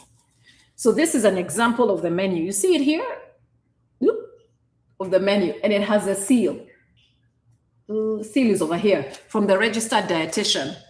So week 1 was 1 page, week 2, a different one, week 3, a different menu, and then week 4, a different menu. And I'd written to my staff members, do not write on this because these are the original. So just make sure they don't write on your original menus, because these ones just keep them in a nice laminated sheet and keep them in the file and then make really many copies. And if your staff want to make copies, they'll make copies out of the copies. So we have covered personnel file. So now your personnel file is just looking, it is ready for inspection. You've cross-checked every little detail. All your certificates in there are valid. It is ready for the inspector. Now we're going to move to the other easier, more fun file. Not easier, but yeah, it's a bit easier. Now we're going to talk about the resident file. Because now you're going to be admitting residents into your home, whether they are the elderly or whether they're people with developmental disabilities, or it is, what do you call it? Let me see. Oh, I had one here. Okay. So now you're going to be admitting elderly people or individuals with developmental disabilities, or, seniors, or individuals with behavioral needs. So you do need an admission file. Now, these admission files have a variety of documents in there. It's like when you go to the hospital, where they give you all those 42 million documents to sign? You're kind of doing the same thing. One of the most crucial documents in a resident admission file is what we call the face sheet. It's a fast sheet. These were mine that I created in 2019. I became better at making these forms. But the face sheet has all pertinent information of the resident. The reason that it has all pertinent information of the resident is if there's an emergency the emergency services have to come in and very quickly be able to get that information on the resident. So the states are very strict about this information. Whenever you admit a client, even if you're so tired, you have to make sure that you do their face sheet. Like you can see this one, it would have all their pertinent information, their names, the date you admitted, whether they have any social security, if they have a guardian, who the emergency contact is, if they have a power of attorney, who their case manager is. It would also have information on their physicians, right? If they have a psychiatrist, who that psychiatrist is, their family contacts, and whether they have a healthcare directive. Then I would also have another document that lists their current medications. Now your face sheet is complete, meaning if 911 came very quickly, because you always have 2 copies at the front of your file, they can quickly pick that document, take your client, and then have everything in there because they come in, with their iPads and they're scanning quick. It's an emergency. So a face sheet is a very, very crucial document to have in your resident plan, in your resident file. The next one would be a residency agreement, which is that one over there. Now, the residency agreement is kind of like your lease, not a lease, like your clinical lease for the resident. It would talk about your room and board fees. It would talk about your resident's responsibilities. It would talk about the scope of services that you are providing. Right? Oops. Need to master the scope of services that you're providing in the house. Wait there. It would also talk about, this is just a little bit more in the scope of services, right? What we're providing. So now for like behavioral health, we're giving behavioral health services is the psych evals. We're doing assessments. We're doing their treatment plan. We're coordinating transport. We're doing lessons on hygiene, house cleaning, laundry, education on medication compliance. With behavioral health clients, you have to teach them their medication. You'll be surprised. They've been taking meds for 15 years and they don't know how to even order their meds. So as part of our scope of services, we used to teach, this is how you read your medication bottle. What is the name of the medication? What are the instructions? How often do you take it? Differentiating the colors between the different medications. How do you order for new medication? How do you call? What is the prescription number? So that's a part of the services that we give. Then, of course, social and rehabilitative treatment. This is just running laps in your community, going to the park, going to the library, sometimes going to the gym.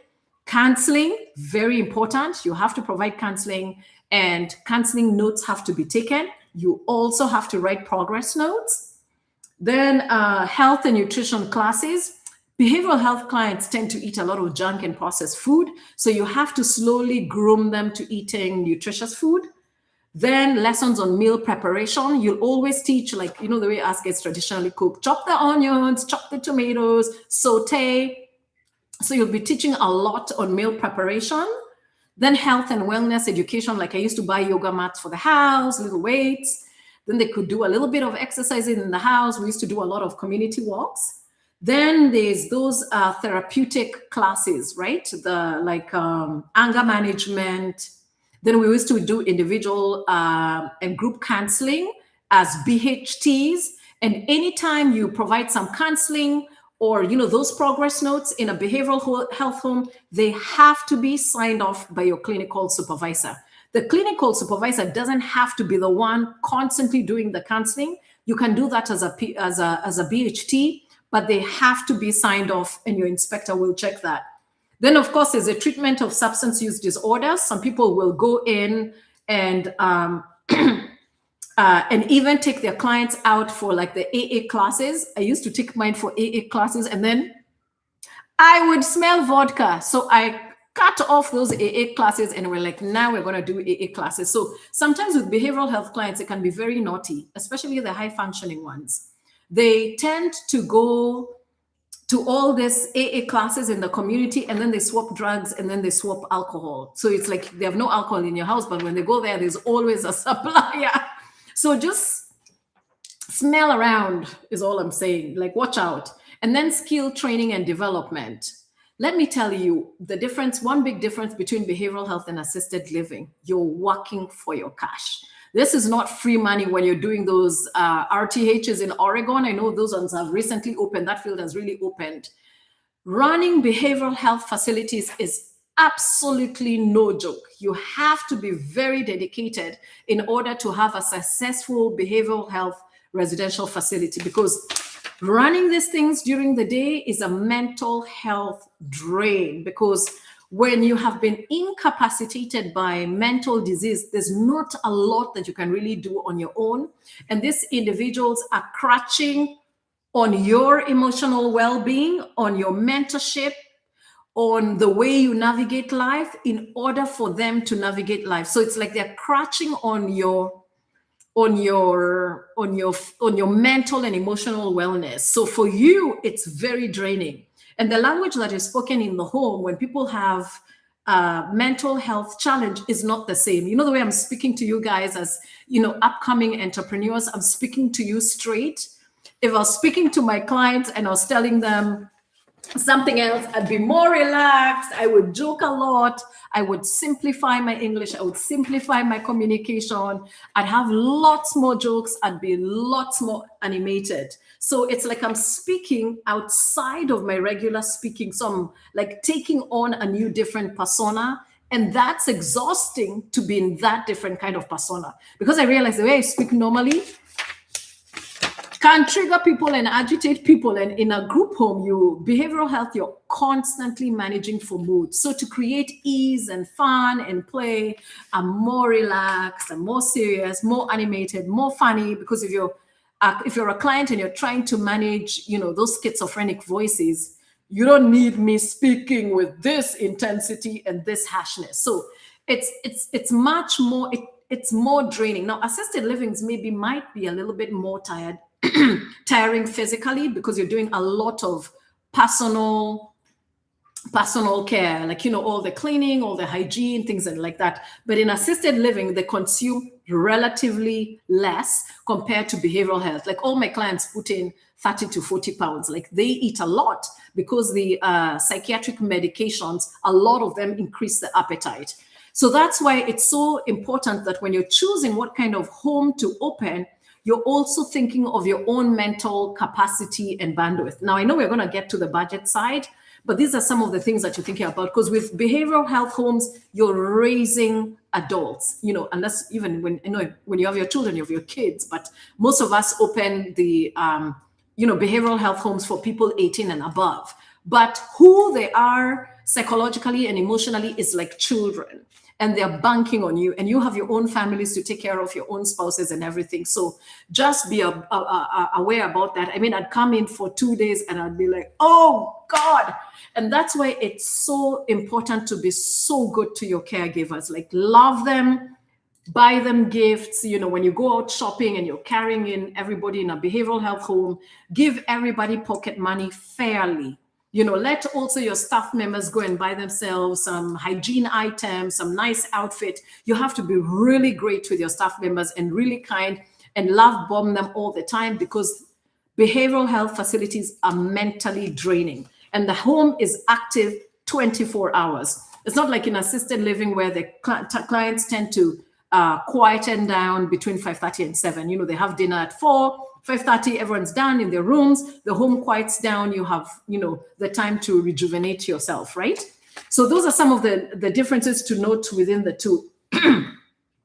In DDD homes, the states cater for more staff members, so the load can be shared around, but the clients tend to have more aggressive behaviors, right? But at least you're more. You could be like maybe 3 staff members to 1 client, or 2 staff members, and then maybe in the night it kind of quietens down. So different types of specialties, different types of staffing ratios. But the expectation is for assisted living and behavioral health homes that people can survive in a group. It's not one-on-one.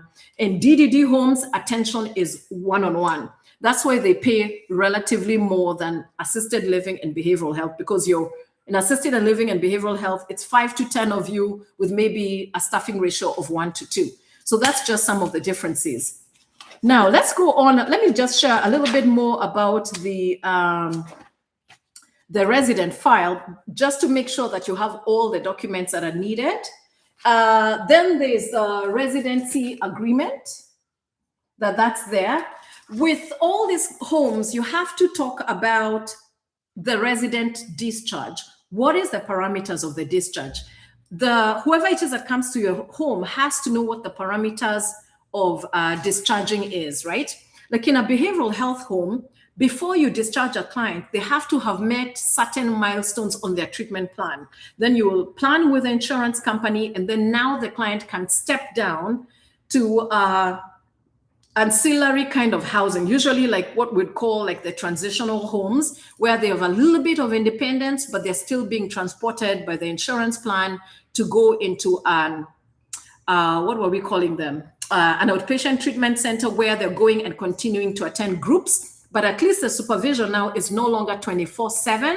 The supervision has come down to 8 hours or 12 hours. So there's an 8 hour or 12 hour or 16 hour step down, which talks about supervision. So your parameters for discharging a client have to be very clear. What has to have been met? And then also with the discharge, there are certain documents that you have to give that residence on discharging. For behavioral health, they have to go with their treatment plans. I forget what other documents, and their assessments and their TB tests, because you don't want the other next facility to suffer without those documents. So please, if you open these facilities, don't be stingy with these documents, give them. Also, you have to disclose if you're going to charge any fees. Assisted living facilities, if you're charging for room and board, how much are those fees and when do you collect them? If you terminate a residency agreement, what are going to be the parameters of termination? Like in an assisted living facility, you can't terminate someone's residency agreement if they don't pay you for the room and board, right? Because you're charging room and board. It's a part of the whatever. So you would say that in your residency agreement. A huge one is how you handle grievances. Grievances and complaints. How do you handle your grievances? How do you handle your complaints? Is there a form that is available? And what is the process? You have to highlight step 1, step 2, step 3. Your state will also say and give you the timeline for which grievances are to be handled. For behavioral health facilities, it's 10 days. If someone complains and says, Nkatha, I'm sick and tired of eating your rice and beans, you have to avail the grievance form. They indicate their grievance and you respond to that grievance within 10 days, right? If somebody is absent from the facility, what happens to their personal property that's in your house? You have to stipulate that. If you increase your fees, right? This is a huge one. Fees, anything to do with monies is big. If you increase your fees, you have to give advanced notice, written notice. In our state, it's 30 days, right? What happens to their security deposits? What happens to their refunds, right? If someone, let's say, stays in a facility for, let's say, 10 business or 10 calendar days and they paid the full price, and now it's day 13 and they're like, eek, I don't want to be in your facility. Do you refund them on a prorated rate? You have to put all of that stuff in writing, right? And the state is a stickler for anything that has to do with money. Let me see what else. Disclaimers, any disclaimers you have. Here again, notification of fees. If you're charging any fees, what happens? What are you charging? In these mini hospitals that you're about to run or running, everybody has to sign a consent for you to provide treatment. So that's why the states will mandate, like within 24 to 48 hours, these residency agreements have to be signed by the resident themselves or their power or attorney or their guardian, because you cannot just have anybody in your house without them signing a general consent for treatment. The same way, when you go to a clinic, you have to sign, I consent to be treated. So there's a general consent for treatment, and there's a informed consent for treatment, and which means you're reading information of the treatment that's being proposed to you, and then you sign it. In behavioral health facilities, they also have to sign their assessment, and they also have to sign their treatment plan. So the clinical supervisor, the BHT, and the resident. And these timings are so strict. If you make a mistake with these signatures and these timings, that is for sure a ticket coming your way. So the point of reading your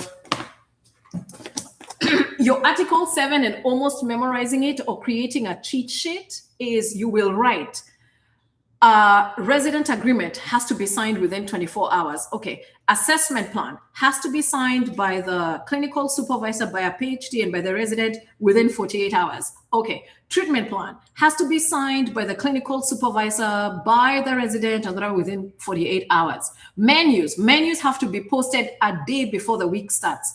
Water temperature in the house has to be between a certain rate. You need your own administrative cheat sheet.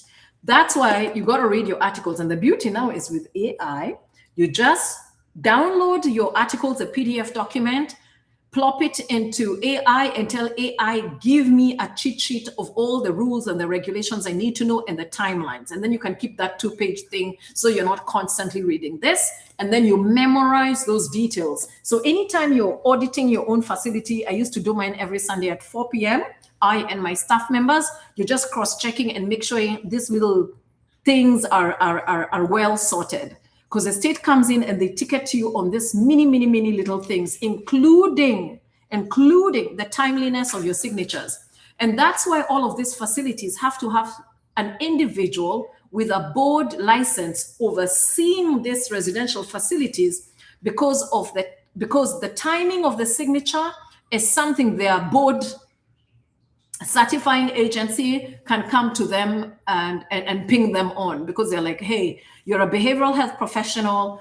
We've come in and assessed, all the group homes that you're running.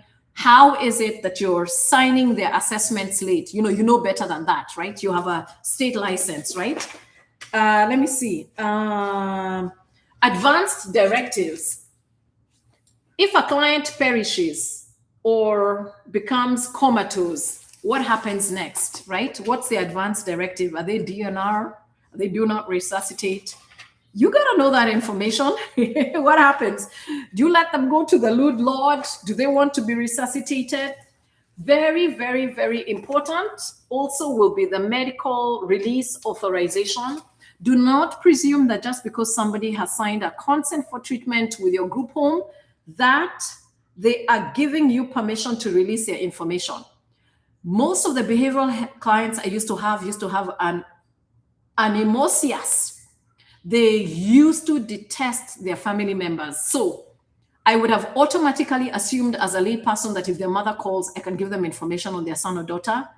You cannot give information to anybody out of your group home unless they have signed a medical release of authorization, including their outpatient treatment centers, their doctors, their psychiatrists, everything. So you have to get that permission and then put it down that I can give information to their power of attorney, that individual, or the representative or the family member. Do not assume just because you're caring for someone and then your group home that they have authority.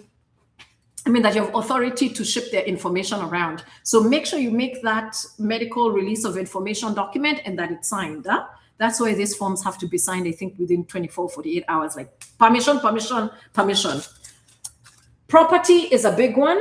You have to notate the property that individuals have, what they came with, their shorts, their shirts, their undergarments, their jackets, their shoes.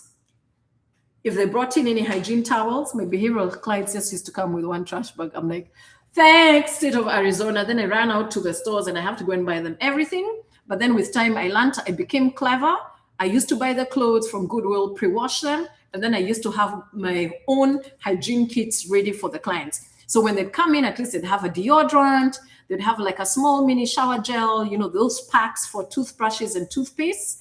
And then they would have a t-shirt to wear. So when they'd walk in the door, I'd welcome them. They sit down. I've made like a nice big pot of spaghetti and meatballs because everyone comes from this rehab centers really hungry for a good meal. So it's always good to just welcome them, sit them down, let them have a good meal. And then I take all of their personal belongings, if they bought clothes, put them immediately to the washing machine.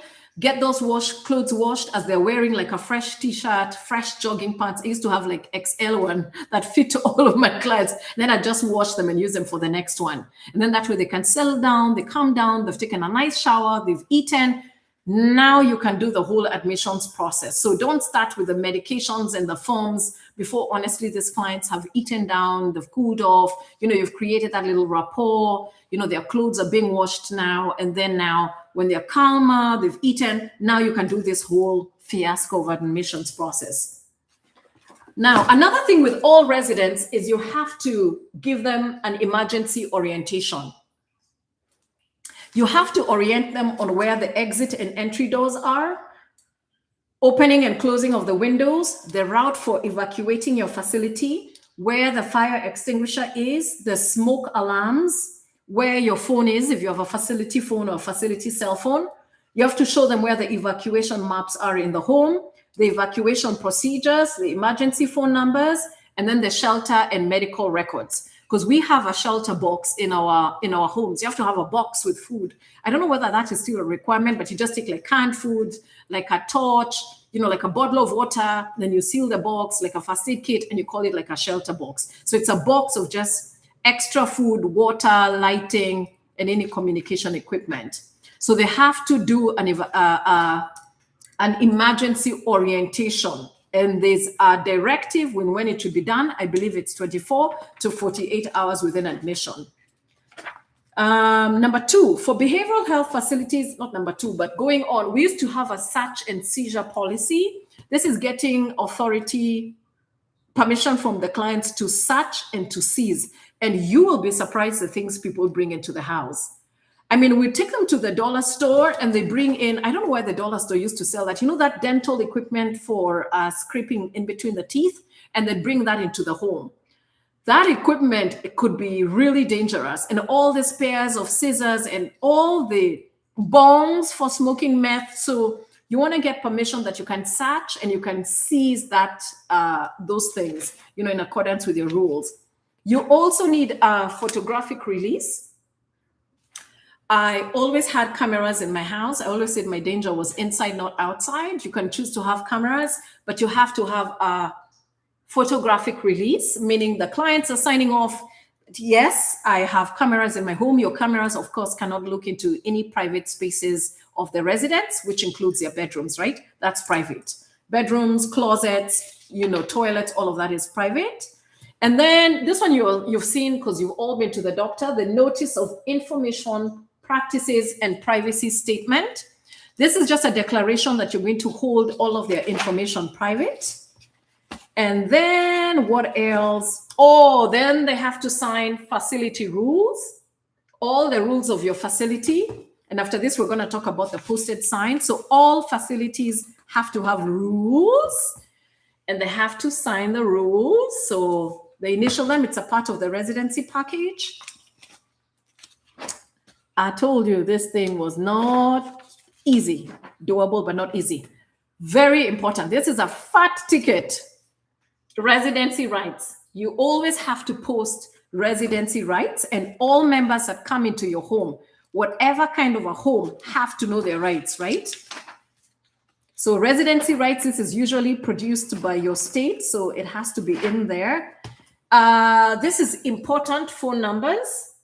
So anytime an individual comes into your facility and you admit them, they have to know what numbers to call for their own well-being, like the ombudsman number, 911, the licensing department, and then the Center for Disability Law. Here are more important phone numbers, right? So there's a phone number for a home, adult protective services, poison control, then the crisis lines. That's very important. You have to post that. The Bureau of Residential Licensing, whichever that is for yours, the Center for Disability. For us guys, we also used to put like 2 outpatient centers, rehab centers, which was community bridges. They are allowed to complain, people. That's the grievance form. So they're allowed to complain, and then we're almost done with this. Sometimes you want to notate contacts. I've seen this being used a lot in DDD homes. You know, when they speak to the parents or you call transportation, you just note who did you call at what time and what communication happened, or if the parents call. I have a doctor's order form, but that's not relevant here. Oh, all your residents have to say what their meals and their preferences are. I might like rice and beans, but they don't like rice and beans. So they have to say on arrival, what do they enjoy eating, which is good because then you can know what to also cook in the home. And then last but not least would be the discharge summary. The day you discharge your client, you have to fill out a discharge summary and put it on top of your file. Right here, close that file, bid that client adieu with all the necessary documents that they need for the next level of care that they're going to. And then you'll keep that record for as long as the state decides you need to keep that record. I think in Arizona, it's 7 years. So I'll be here hugging these files for 7 years. I need to read that law again. I haven't read it in a long time. And that's how you do your resident files. So your resident files are very, very, very, very, very comprehensive. So I've shown you personnel file, I've shown you resident file. Now I'm going to show you the easiest file, and then we'll take a 30-second break. The easiest file to do is the facility file. Let me find my facility file, which would be this one. A facility file is just a file that you're using to manage your home, but it has quite a bit of documents. Let me bring that out, put this ones away. Stretch for 1 second, 10 seconds as I get this, and then we'll move on. Quality management. Take a stretch break. Let me go get some water. I'll be right back. Take a stretch break, and then we'll continue. Put your questions with your questions.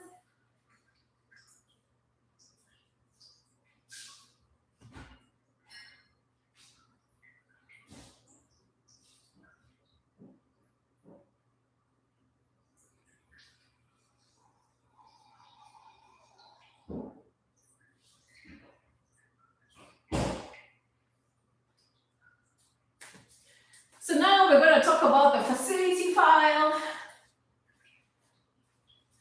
If you have any questions, I can see the chat. So thank you all for hanging on. This is long, but I wanted to make it so comprehensive, and then it would be available on my YouTube channel. Thank you for joining. I'm so glad. Thank you for joining. I am so glad you are finding the information helpful.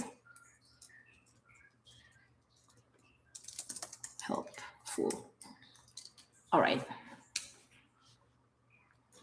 All right, so I know it sounds long, but I'm telling you, once you're done this first round, you'll be good to go. All right, so that's it, right? Now, the facility file is a fun one because it's an easier one. Once I do this, when we're just going over everything, I'm going to show you how to make your Google folders. So some of you might be like, you know what? I want to start, but I don't think I have the revenue yet. If you don't feel like you're ready yet with like your little savings to get started, education is transformative. So what you do is you just plug in, watch as many as my videos as often as you want, and there's something transformative that happens with the mind when you've plugged in and you're beginning to go through the information over and over again. It actually starts making the possibility open up for you to set up the business. So just because you don't feel like you have, let's say, the 10 grand, the 20 grand to start today, it doesn't mean that you shouldn't partake of this education. Partaking of this education is actually what will make you get there faster. Because what's happening is the more you listen to this information, the more you're able to recognize what is required of you, and the more you can actually prepare. Because going to your state website and looking at all these documents that is required, and using your chat GPT or your AI as your crutch to help you understand what is required, moves you forward. And you can always start preparing these things even before you have your home. If you have the home, you'll just accelerate it, and accelerate it using AI. Just go in, ask AI, is this correct? Help me fill this out. Like, let's say you're filling out the state application for the state of Arizona. You can always plug, push in that PDF version. Now they've moved online, but you can always take the PDF version or take screenshots. Like, you open an AI chat box on this side, and then you open your licensing department application on this side, take a screenshot, put it in and say, what do I feel here? Because, you tell AI what you're doing. You're like, what do I feel here? Then tell you, for this blanks, fill in this, this, this, this. So AI to date is going to be your crutch in accelerating your ability to open these businesses. If you're like, I don't have money for mentorship, AI can help you a lot. Because any question you have, any form you don't know how to fill out, you either take a screenshot of it, plug it in into your AI chat box, and just tell it, this is my information, help me fill this out. How do I correctly fill it out? Then you can cross-check it. Or you can take screenshots of the form if you don't have a PDF version. So that's what I like about about AI. It can do a lot for you. Yeah. Okay, now we're going to talk about the facility file, right? So we're talking about the different files that you require before you make your application to the state to get your state license. These are all the files. It is a ton of work, no questions asked, but you can do it and you're going to be prepared. So don't worry, it's a ton of work, but you do it once and then you can go on and open 20 group homes, one after the other, of course, right? But this when you master this process, you have mastered a good 50 to 80% of how to open assisted living, how to open residential facilities. So don't mind the strain at the onset. We all strained, we were all in scarcity, we were all suffering, but I have it memorized because I've done it over and over again. But so will you. So it gets better with time. So just have grace and compassion for yourself. Now, we're going to talk about the quality management file. The quality management file is similar in whatever kind of business type you're opening, because the records that you keep here are the ones which are required in all the facilities. So the first records that you're going to keep in your quality management files is your menus. So note that down, is your menus. See the way I have my menus here? So menus, I think, are to be kept for either 1 year or 2 years. So over here, let me lift my bit. These are all the menus for the year 2023 and 2024. Every menu that I hung, because every week you keep changing out the menus, is here. So menus is one of the things that you're going to keep in your quality management file. Residents have to be always informed what's coming up. What are they going to eat next week? They like to know. With assisted living residents, they're sticklers for the menu. They love their routine. With behavioral health, we used to be with the menu, not be with the menu, but if the inspector comes and you had said you're eating toast, toast and bread and baked beans that day and turkey sausages, and she asked the residents, did you eat toast, baked bean, and turkey sausages? And they're like, nope. We had a boiled egg and juice. She could ding you on that. She could ding you on that. So menus are supposed to be followed, but we just used to have so much mobility in the group homes. Assisted living seniors are sticklers for their menu. If that day they're gonna have muffins for blueberry muffins for their snack at 4 o'clock, you better have blueberry muffins. The next set of documents you're going to keep is a schedule. You're going to create your schedule according to your shifts. I can't show you my schedules because you can peep over there because it has names of my former BHCs and that isn't public information. So, but you're going to, these are the schedules. You're going to have your schedules. If you're opening a behavioral facility, after each shift, like let's say Nkatha is going to do first shift from 8 to 8. Mine were 2 shifts, 8 to 8 and then 8 to 8. So AM and PM shift. Below the morning shift, you have to have your BHPs, name and phone number, and your NAS. Make sure you do that because with every shift, they have to know who's the clinical supervisor and who the registered nurse is, right? Those are the two people who are always on call on managing your facility. Assisted living, I'm not sure what the law is there, but for behavioral group homes, per every shift, they have to know who's on call. So you have to put the name of your supervisor, behavioral clinical supervisor, and the name of your registered nurse. Okay, so menus, schedules. Next thing is your evacuation drills. So there's a disaster drill and there's an evacuation drill, and I'm going to show you both. This is a disaster drill record, very simple. It just says, hey, this was done. We practiced a disaster drill. We recorded it. It's recorded per shift. The disaster drill was conducted. Members were able to successfully identify where the shelter box was and all of that good stuff. Then there's an evacuation drill. Mine was so, let me show you my evacuation drills. They were so cheap. You know, we just used to make all these documents. Like you just take a Word doc and you make it. Here's an evacuation drill. Your articles are going to define for you how often you're supposed to do evacuation drills and how often you're supposed to do shelter drills. I always mix that information up. One is supposed to be done once every 6 months. Another is supposed to be done once every 3 months. One is done with the residents, one is not done with the residents. That's in the articles. But remember, these things are done per shift. So if you're recording for the morning shift, you have to find another time and do another one per the afternoon shift. So you can't say like you did evacuation drill yesterday in the morning. Well, what happens to the afternoon shift or the night shift? They too have to do an evacuation drill. But also remember that requirement, that whenever residents come in, they have to do an orientation and an evacuation drill. So that's a third set of documents you're going to have in your facility. The next set is your, what do you call it? The next set of documents you're going to have is your activity list. Your residents are never supposed to be bored. You have to define what activities they're going to do. They're not just coming to your house to be cabbages.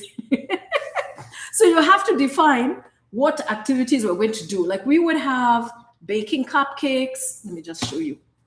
Gardening. We used to do community walks. We used to go to Copper Sky, which is right here, which is like a community center.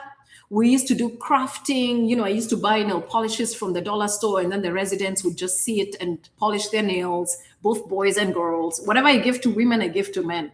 I was never like, this is just an activity that's limited to women. So the boys, we just used to have fun when we're, you know, getting their nails polished. We used to have fun photo shoots. This was during Halloween.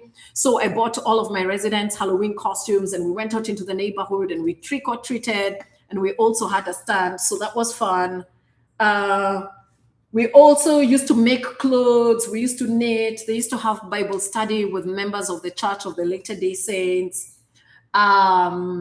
We used to go shopping quite a bit. We used to go dumpster diving, quote unquote, in the Goodwill store. We used to, you know, go to McDonald's and have an ice cream. We used to go out for dinner. Behavioral health, by the way, is expensive because all these things I'm telling you, ain't nobody paying you for them and you have to do them. With assisted living, at least you're not paying for all of these things, because after a while you're like, children, how many more McDonald's do you want me to pay for? But it's young adults, or you know, it's adults. They're people who have normal needs and they have entertainment needs, and you'll be doing all of that. So those documents, what you did, activities has to be here. But there's sometimes an inspector can come in your home, look at your wall because you post up the activity, and question and cross-check with your residents. I see here today it says that you guys took a trip to the mall. Did you go? Then the residents are like, mall? What mall? So make sure that what you say is accurate. After that, we're going to talk about your temperature logs. When you run these facilities, you have to notate the temperature of various things in the house, right? You have to have a thermometer in your fridge. You have to have a thermometer in your deep freezers, because we all have like a deep freezer, not the deep freezer section of your fridge, even though the deep freezer section of your fridge also needs to have a thermometer. So the law requires, at least for us, that your food in the regular fridge is 41 degrees Fahrenheit and below, and then your deep freezer is 0. Then the temperature of the home needs to be, I think it's between 74 and 84 or 70 and 84. I have to cross-check that in the articles. And then your water temperature is between 90 and 120. So you need to have equipment that demonstrates that you check the water temperature in your house. So I used to have those temperatures logged on a daily. And this is what the temperature log sheet looks like. So you can see, I used to have 2 fridges. So fridge 1, fridge 2, a deep freezer, then the water temperature of water coming out of your sinks, showers, you have to measure that. And then the air conditioner. So you have to log those temperatures. Because some people I used to hear, which I used to find so weird, used to lower the temperature of the water in their home to freezing rates like in the 60s, so that their behavioral clients would take shorter showers. I'm like, why would you do that? Because they tend to take really long showers, and you're like, my water. It's the disease. They take long showers. I'm like, honey, it is not a spa in here. Anyway, taking long baths is soothing. Just to let you know how behavioral health clients will run up your bills. So that's something to notate. So you'll put your temperature, you'll put your log sheets in the facility file. Then what else are you going to put in your facility file? Once a year, you're required to have a meeting about anything and everything in your facility, even with your residents, and log those notes. And they'll give feedback on how the meal is going, how the activities are, what they feel about your treatment plant. You're supposed to have that meeting with your people, your staff, your residents, and record those notes. So it's like a managerial kind of meeting. Then you also have to do pest control.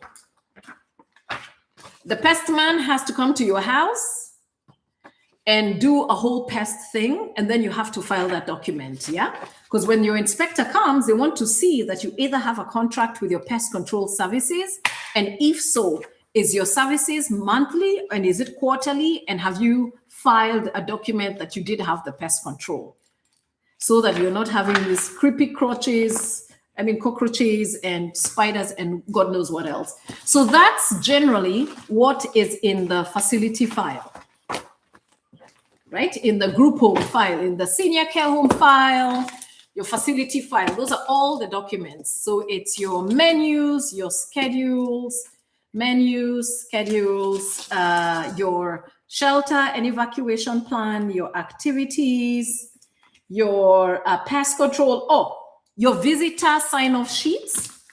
Whenever we have a group home, we always have like a little table at the reception where your posted signs are, with a little clipboard. Can you tell it's shopping in Goodwill? And then this little clipboard, you're going to have a sign-in sheet. So anybody that enters that facility, from the day it is licensed, they have to put in their name, their contact information, and the reason they're coming to your facility. And you have to save those sign-in sheets. Whenever a client enters and exits the facility, behavioral health, it has to be supervised, because behavioral health facilities are 24/7, right? Or residential treatment facilities or psychiatric residential homes. If it's a 24/7 designated kind of facility, they always leave with supervision. Unless maybe you've given a home pass and they're living with a family member, you always have to have them sign off. If it's a home pass, you have to check with the insurance plan and make sure that residents are allowed to take a home pass. Make sure they sign their home pass. Men, you have to be a stickler for those home passes. Anytime a resident leaves, there's some kind of group homes where, like with the vocational rehab, which is, that plan that is that program that's around the country, where a resident can be, receiving treatment in a group home, and for 2 hours in a day, they're going to work in a McDonald's because they're learning, the vocational rehabilitation. They have to sign when they leave, and they have to sign, and say where they're going and when they come back. Please be a stickler for your sign-on sheet. And this is why some residents go out there, pick up funny people, take medications, overdose, and die. You will have to remove all that documentation to show when they left and for what reason. So be sticklers with your information, because things happen to people, things happen to good people, and you don't ever want to get into that kind of trouble where they've gone out, people regress into their old habits, people relapse. You know what I'm saying? They go out there, they find the alcohol, they drink, something happens. So you always want to know, whenever you're running a facility, if someone leaves or someone comes in, who are they and what business did they have and when did they come back and they sign this. So train your staff members well to be sticklers for it, because they can tend to relax and stop watching it, and then file your sign-in sheet. And the reasons, the states tell you to keep these records for 7 years. If there's a case further down the line with that client, the state can come and ask you to retrieve all your information. Like, you see the way my group home has closed?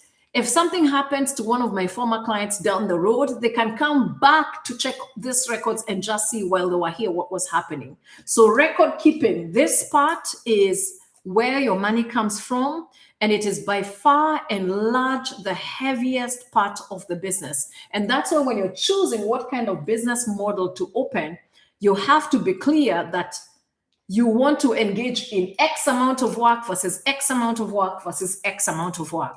So this business has a lot to do with administration. And you as the owner, if you're the designated administrator, this will be your work. And it's a ton of work. It's a lot. It's a lot.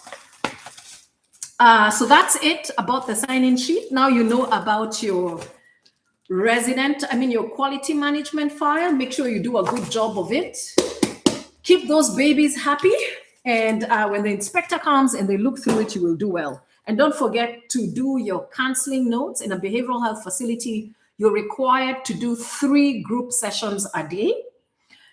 But each different insurance plan will tell you what their requirements are, what they expect your scope of service to be. Your Medicaid plans will tell you. So your group could be a life group, like where, we used to cook together, for example, with my clients. And I'm like, by the way, do you know you can make your own pizza? I don't have to be buying pizza all the time.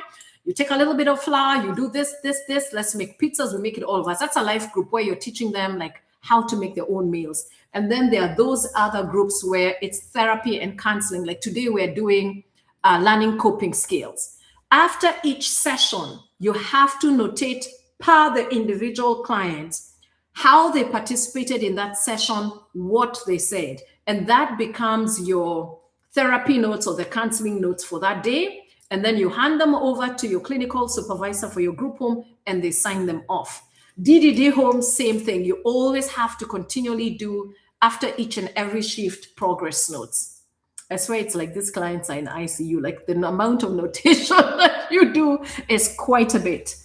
Okay, let me see. I think we finished this part well. The last part I'll just talk about is the MA file, medication administration record. Ooh, this is a big one for the state. Anytime a resident comes into your home and you're doing the admission process, you have to get a signed medication list from the doctor. Either it's electronically signed or it's those paper prescriptions, but you cannot administer medication in a group home without a signed doctor's order, unless you have a medical degree. And most of us do not have a medical degree, meaning we're not a licensed physician.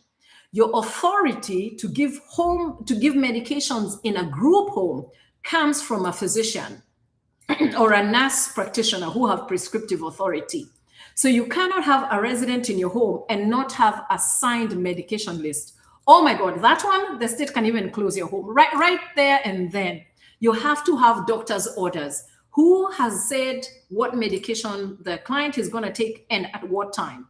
So your MAR file is very, very important. And you have to cross-check that file with, I don't know, at least now, there are all the softwares where everything can be moved electronically, but you constantly have to audit the medications your clients have, meaning their medication box, against your MAR that you have created for them, whether it's electronic or paper, and against the doctor's orders. In behavioral health homes, and even now assisted living, some clients can tend to have 50 to 30 meds. You need a prescription for each and every of those 30 medications. Yeah. And keeping up to date with that drives you cuckoos. So let me get my MAR file, then I can show you what the MAR file looked like. Where is my MAR file? Take a quick water break as I look for my MAR file. My MAR file is like a little red one. MAR. I have so many files over here keeping me company. How come I can't find my MAR file? Anyway, you get the general idea. Let me check one more time if I'll find it. So,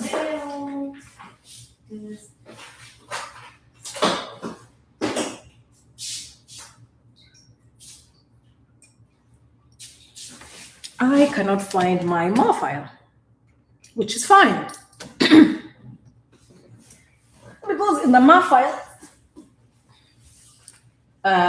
yeah, let me wrap this out. Now we can move to a different part. Anyway, in your MAR file, you're always going to indicate the name of the medication. No, sorry, the person whom the medication is for, right? Nowadays, this is electronic, so it's not a big deal. But you'll indicate the person who the medication is for, the name and date of birth of the resident. Then you will put the name of the medication, the route. You remember the ARGs, the route in which the medication is supposed to be taken. Is it by mouth or what's going on there? Sometimes I used to write the type of medication. Is it a capsule, a tablet, an injection?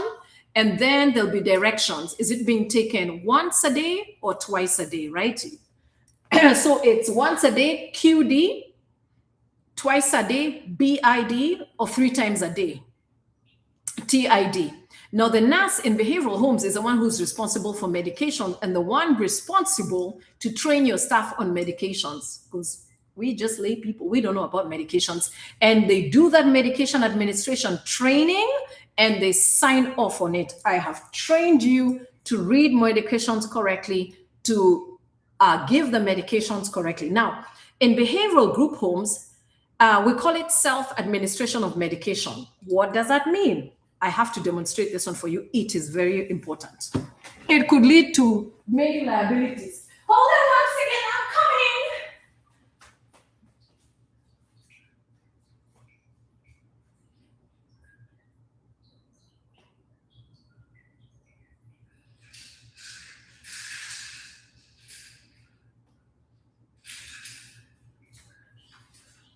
Okay.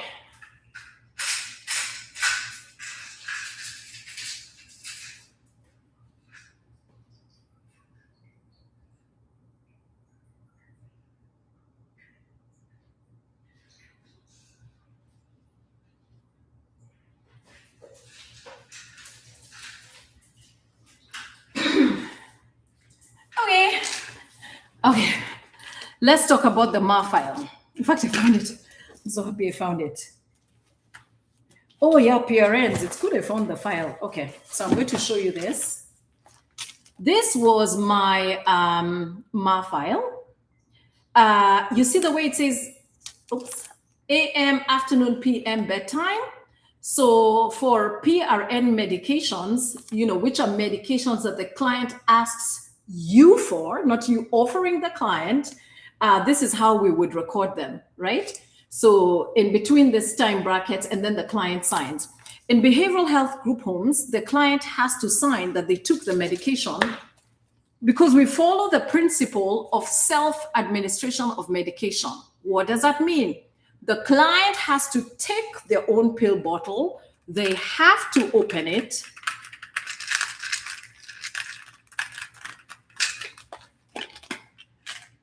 They pick their own tablet and they put their own tablet in their own mouth. You do not do it for them. Self-administration. Now, in assisted living facilities, you can take the medication and put it in the med sets. You know the med sets, those things that say Monday, Tuesday, Wednesday, Friday, Saturday, Sunday. Okay, so be careful about the distinction of the two. You cannot open the pill box for anyone, behavioral health, not assisted living, and give them the medication. What if they overdose? The liability is on you. They do it for themselves. That's why you train them to do it. They have, like me, they used to be like, I can't open. I'm like, I'm not opening for you. Pressure down and twist. Then they're like, I'm like, pressure down and twist. So they have to learn it because you see, after the behavioral group home, they're going back into as best as they can to live independently as best as they can. So they have to learn to read the instructions. What is the RX number? Who's the physician that prescribed it? And what are the directions? This was melatonin that I bought from Germany. It's such a cute little packaging. Now, once they do that, you sign, the BHT, they've taken their medication, and they sign. And you have to do that for every medication, for every time frame. If it's BID, like we used to do ours from 8 to 8. You take it at if it's a medication is for twice a day, they take it at 8 in the morning and 8 in the evening. If it's TID, it's 8 a.m., 2 p.m., and then 8 a.m. Okay? So be careful. Assisted livings, you can open, distribute the medications and the med sets, that's fine. In behavioral health, you can't do that. But that is why you hire a nurse, and that is why you contract a nurse, and the nurse, that is their role to do the training. So the nurse trainers. Now, with behavioral health, sometimes you also have, so you have the scheduled medications, you have your PRN medications, and then you also have, what do you call these medications? These other special ones. Let me see if I have it. You know those medications that you have to lock up? I forget what they're called. Oh my God, I've blanked out the name. And I can't see the sheet here. There are those others, not narcotics. Are they narcotics? I forget. There are those other special ones where you have to count the medication as two people. Like when the bottle comes from the pharmacy, you sit down with your staff member, you count the medications, and you both sign. This medication, it's a special class of medication, and I've just blanked out. If you can remember the name, you can give it to me in the chat. I've blanked out of what we call it. But anyway, you both sign it. And when the client takes one pill, like you'd start the medication record from saying the bottle came with 30 pills. When the client takes it, and now 29 pills are remaining, you sign, now we have 29. When they take another one, you're like, now we have 28, all the way to the end until there's 0 pills, and each time it needs a double signature. I forget what those class of medications is. I think one of them was Suboxone. I don't remember. You know Suboxone that you put under the tongue? It was an opiate. What class of medications are those? Controlled medications, I think. Anyway, that's why the nurse has to do medication training. This is not, behavioral health is not layman friendly, but you can hack your way until you know it. This is what my nurse wrote. Oh yeah, this is what my nurse had done for us. Like, you know, for all scheduled medications, you can give them 1 hour before schedule and 1 hour after schedule. And these were the other signs that we could put, like, you know, med not available, on pass, on hold. When you're training your staff members, 7 days before the last tablet is consumed, make sure you call your pharmacies and order the medications. To make my life simple, all I did is when we went to like Walmart, I added everybody onto my account. So I used to get automated messages, you know, reminding me to fill the medications, to call for a refill. But I also taught my clients how to look in their pill bottle. And when they see there are 7 tablets remaining, that they ask a staff member to help them order a refill with Walmart. So, you know, first we used to help them get the refills, which is a part of our services.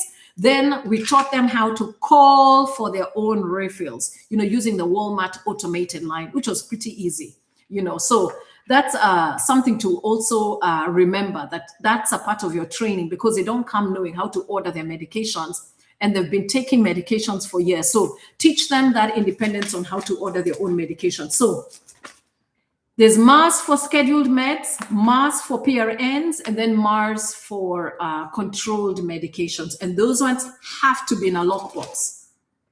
Controlled medications have to be in a lockbox. So you're locking your main medication cabinet, and then you're also locking the little lockbox with a controlled medication. So it's a double, locking system. And then, of course, there's a double signature. So now we're coming to the great part when you're just about to get your license. Woo! So let me clean this up. Now we're ready for a state application. We're like, yay! I've done a good job. Look at me, entrepreneur me. I got it. I'm now ready for my state application. Now, whenever you actually submit the application to the state, it takes them like maybe 3 weeks to a month or longer or shorter to come out to your home. I teach, get your documents ready, because you could wing it. Like if you're just like good in this stuff, you've been in healthcare for a while, you could say, hey, I'm submitting mine, but between these 3 weeks, because I've asked other people and it's a 3-week turnaround, I'll put my application in today because I've gotten my permit from the city. And within these 3 weeks, I'm just going to work day and night and make sure these files are good. Or you just start, immediately you have the dream like of opening this thing, you start putting your folders and your documents together. There's nothing that limits or prevents you from starting. Okay. Now we are going to the state application. We're ready. Let me just clean this as best as I can so that this is not irritating.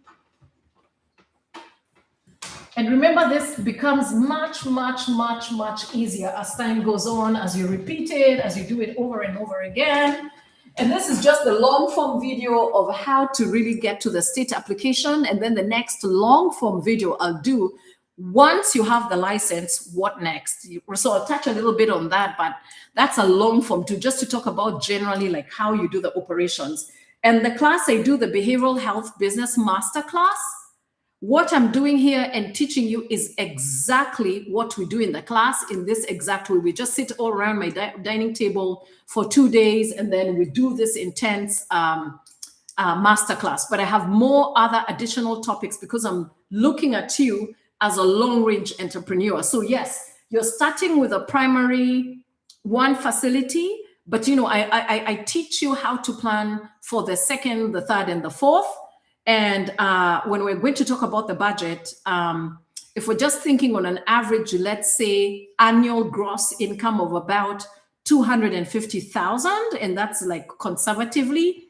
So by the time you're on your fourth home, you're now making 250, 250, 250, 250. So that's 500, that's about $1 million. And that's my goal for you guys to at least be adding 1 million in gross revenue. So by the time I was on my third, fourth year, even without having all of my 6 beds full, I was already generating like $250,000, right?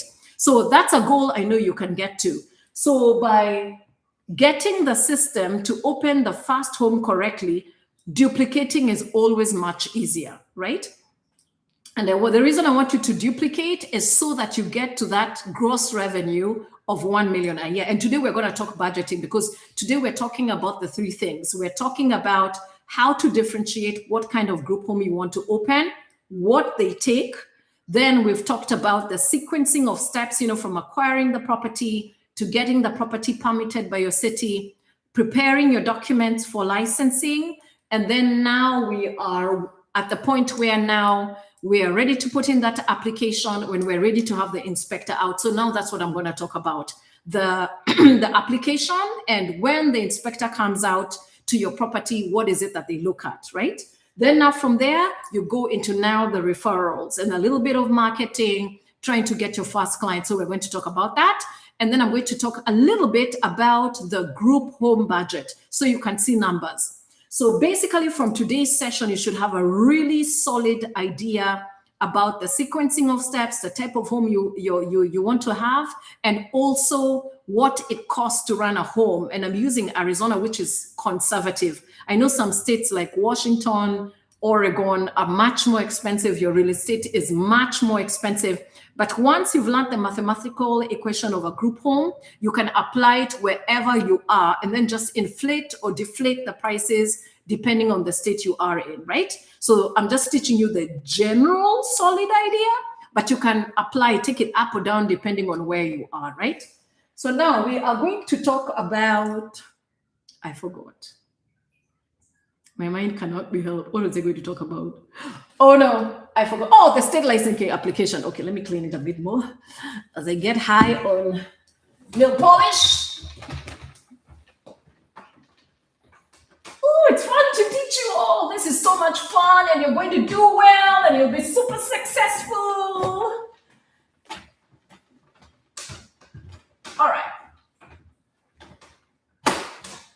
Ta-da! All right, so now let us go to the state application. Let me let that dry. While this is drying, I'm going to tell you what I have been up to. I've been developing a software that is going to duplicate me. And what does that mean? It means that whatever state you are in, this software is going to help guide you through the licensing process that's specific to your state.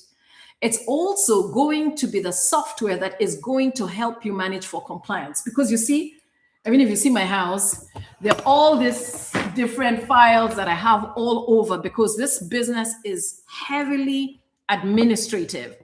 But now I'm designing the software that will take all of your administrative requirements and help you manage them in one portal. So if it comes to the personnel file, the software will allow you to onboard all of your personnel on that software. If it's fingerprinting TB, the software is going to flag you when someone's, let's say CPR first aid certificate, you know, like how long it is valid. If you're like your personnel, your employee, that certification needs a renewal, the software will flag you on that. It's also going to help you onboard all of your residences. So I'm including all of the information for residents. And then I'm also including all of these documents that we've spoken about, like in the facility file. So personnel, you know, your facility file, your policies and procedures, all of that is going to be in that software. So it's going to be an all-in-one. Because now I'm here teaching you eyeball to eyeball, but with that software, regardless of where you are, because it has AI capabilities, it's going to be scanning through your state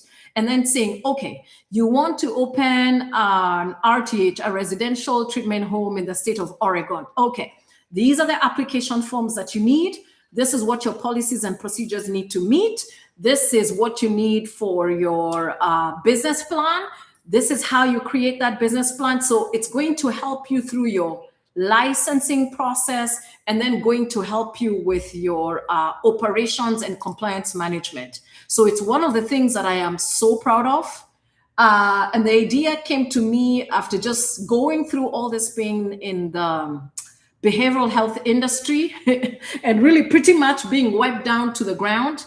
So I was bitter for a year or two, but as I was bitter, I was thinking, reading, studying, and eventually this idea pieced together, and then I've been developing it for the last 1 year or so.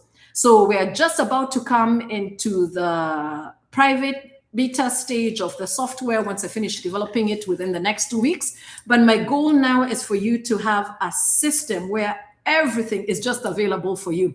Because the largest hurdle I want to chop off your list of stress is administration. So now I want you people to be able to rely on the software to safeguard a lot of all this 22 million compliance things that we have to measure for. And also when you do your billing with the different Medicaid payers and some claims have come denied, the software will be able to flag you for that. If there's, let's say your license that's coming up for renewal, the software will be able to flag you about that. So that's just a plugin, something to know that, you know, now we're doing a lot of this direct eyeball to eyeball training, but I'm putting all of me based on my experience and the people I've trained and taught over the years, putting all of that into that software so that the burden and the stress on the overwhelmment and the uncertainty of starting and managing this businesses is just off your back. Then you can now really focus on care. All right. That was my plug. The elevator pitch, that was it. Okay, so now we're going to the state application. And you're like, yay, state application. Okay, when you're doing the state application, here it's actually pretty inexpensive. It's $50. You just put in the state application. When you put in all the forms, very easy, $50. One of the things you have to put is the information, is your information, clinical supervisor or the manager. These are state licensed. Then there'll be, of course, your information, facility info. This is your information as an administrator.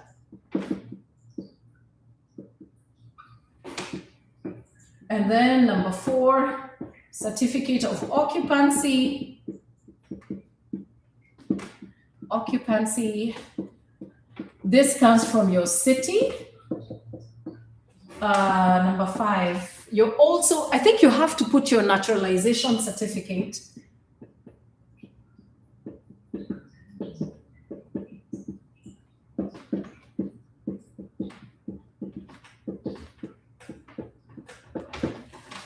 Let me check what else I had to put in there of my state application here.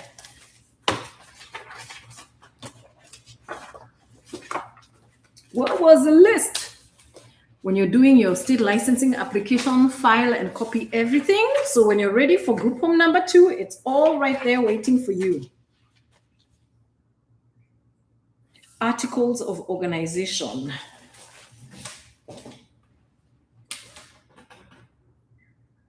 You have to put your articles of organization.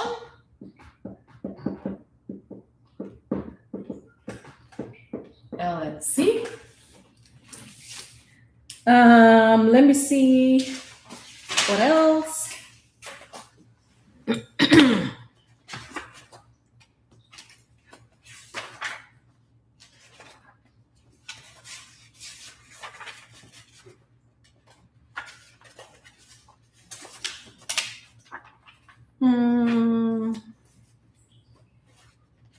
One quick second.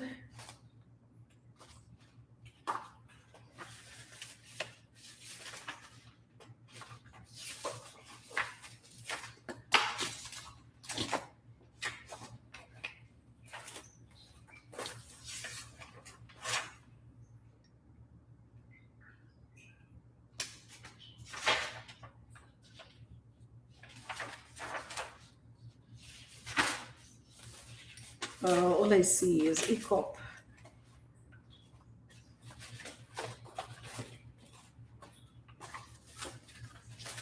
Can't find the paper fast enough. Assisted living.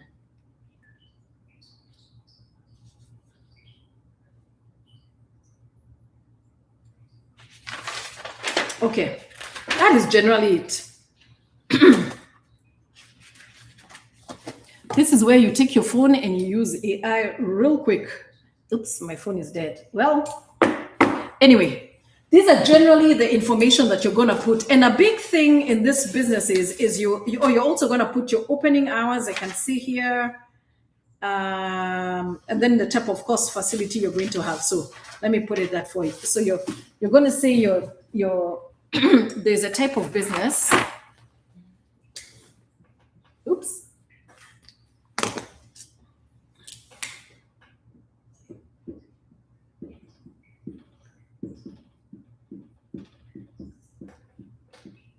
Type of business and ownership control.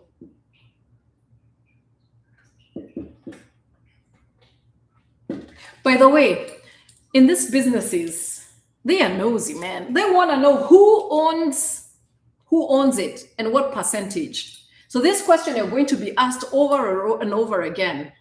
Who owns the LLC and what percentage? And you have here your articles of organization.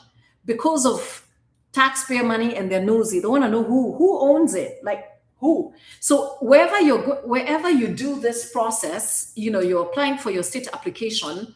And also when you're trying to become a provider for your Medicaid program in your state, you will always, and even when you're getting contracts with your individual insurance companies, you're always going to say who has ownership interest in the LLC. That has to be declared.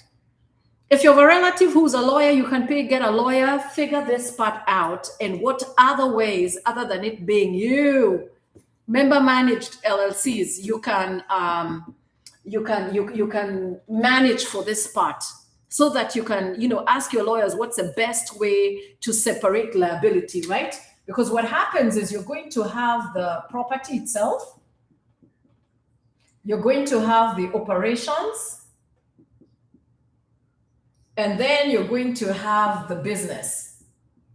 So figure out with your lawyers how all this liability can be separated, right? Like this, the house, then these are the operations like payroll, let's say HR, and then there's a business itself, like what LLC, for example, would hold the entity, right? Like you see something like this, this is not legal advice. This is for education information purposes only. Property, operations, and the business itself. Find a lawyer and just get this conversation figured out. It's worth the consultation fees, because if there's a way, for example, if you're buying the property, you can separate the liability of the property.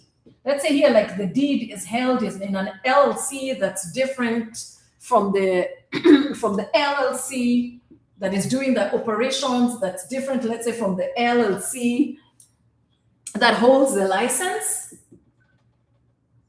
That's way much better than having everything under one LLC, because if there's a lawsuit, they're coming for everything. And your dog.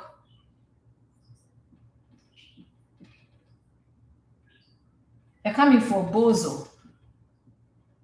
So I would pay and consult with a lawyer and just figure out that conversation and just ask that question, how can I best separate my risk? Because I'm in this for the long term. Did I do any of this? No, I did not. Would I do something different? Yes, I would. You feel me? You read between my eyes? Good. This was not legal advice, but have that conversation. So anyway, this is all that is required to put an application with the state, generally. If there's more, you'll figure that out from the applications, but generally this is it. Once you submit your application now to the state, the next thing that happens is the inspector will come out. And you'll have a nice big dining table, you'll have furnished your house, your fire extinguisher will be working fine, your smoke detector, your posted signs. When you walk inside your facility, there's usually a wall. On that wall, you're going to put signage. The signage you're going to put on that wall is the resident rights, important phone numbers. You know the way I said residents have to be able, in a way that is public, have numbers that they could call for help, like APS, the police, the poison control, and this is for all facilities. So you have to have the important phone numbers. You have to have the emergency and safety plan on that wall. You're going to put your state license on that wall. And you're going to put your facility rules on that wall, including when are your residents allowed to use a phone, right? So there has to be a phone policy and there has to be a visitation policy. If they are visited, what happens? So a part of your facility rules has to have your policy on using the phone for the facility and the visitation policy, right? So you're going to have that. And then what else are you going to have on your wall? I think that's pretty much it.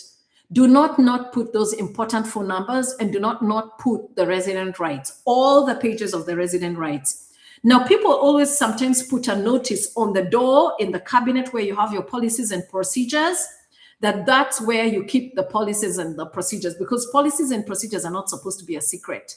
Your staff members should know where those policies and procedures are, and you should mention how they are accessible, and also inform the public that this is a state licensed facility by, creating that little note, and they are welcome to look at past results from the last inspections from the state. So you have to have that little notice on that cabinet where you're filing your state inspections.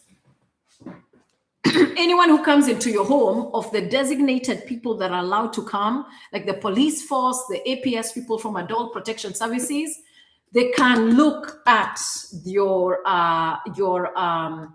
former reports from your state inspections, right?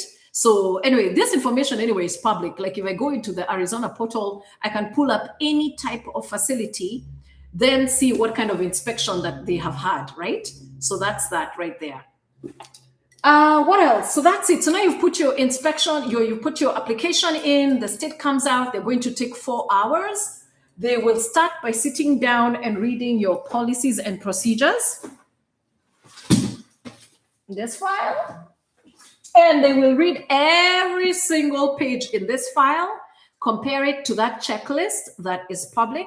Make sure that your policies cover everything to do with the, your policies have everything to do with what is required in running that type of facility.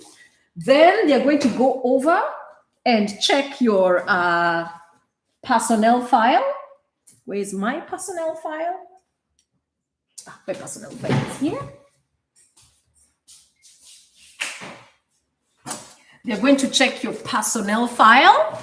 They're going to make sure that the caregivers who will be working for you, or the direct service professionals, or the BHTs, all their records in here.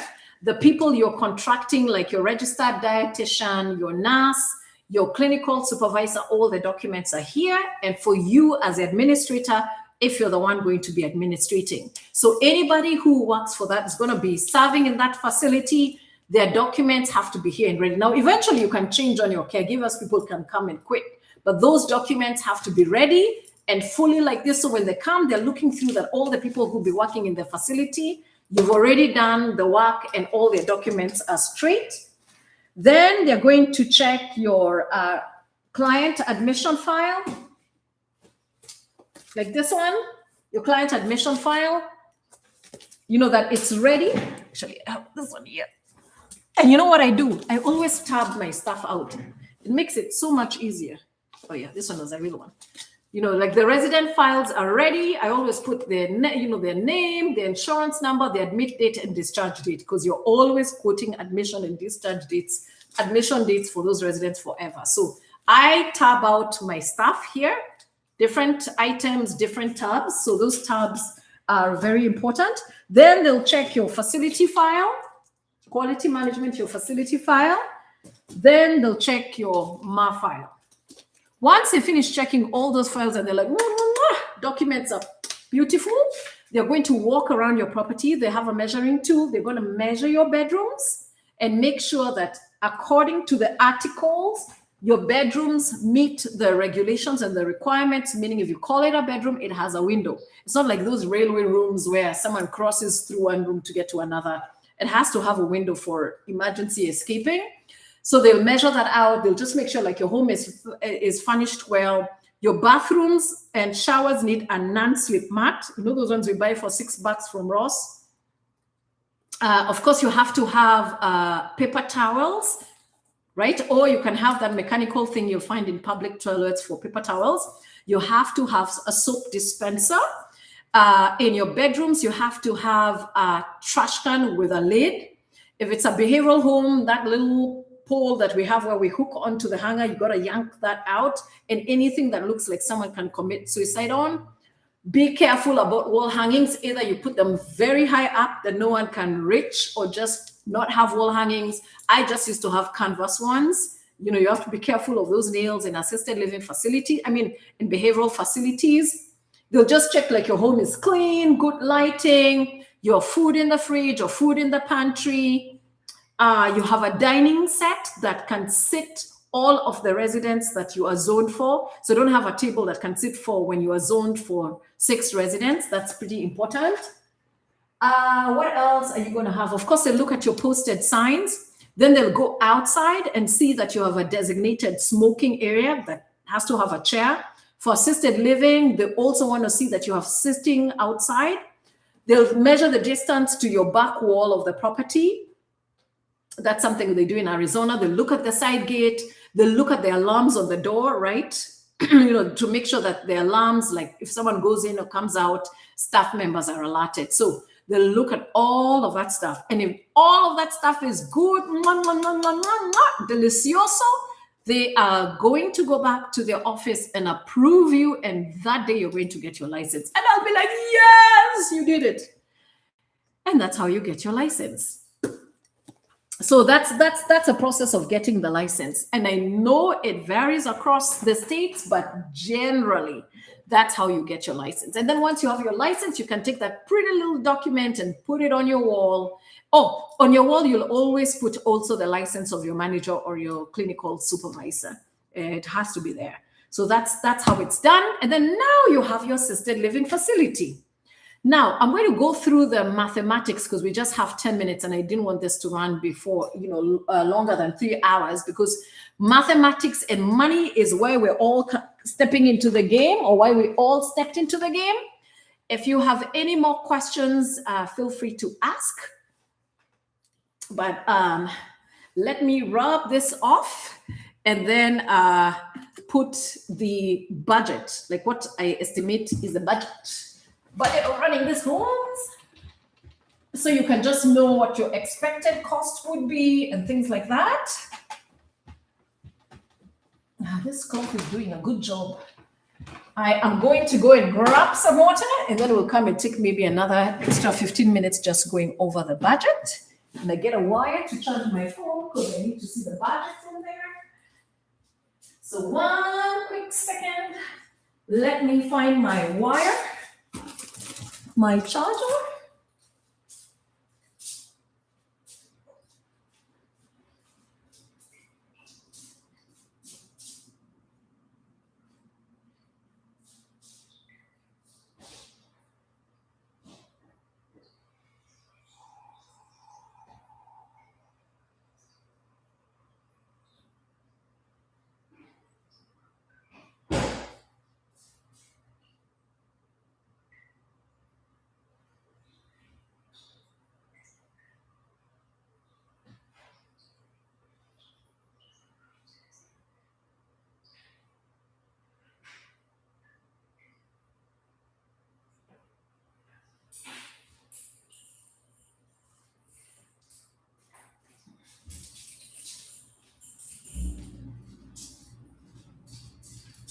Okay.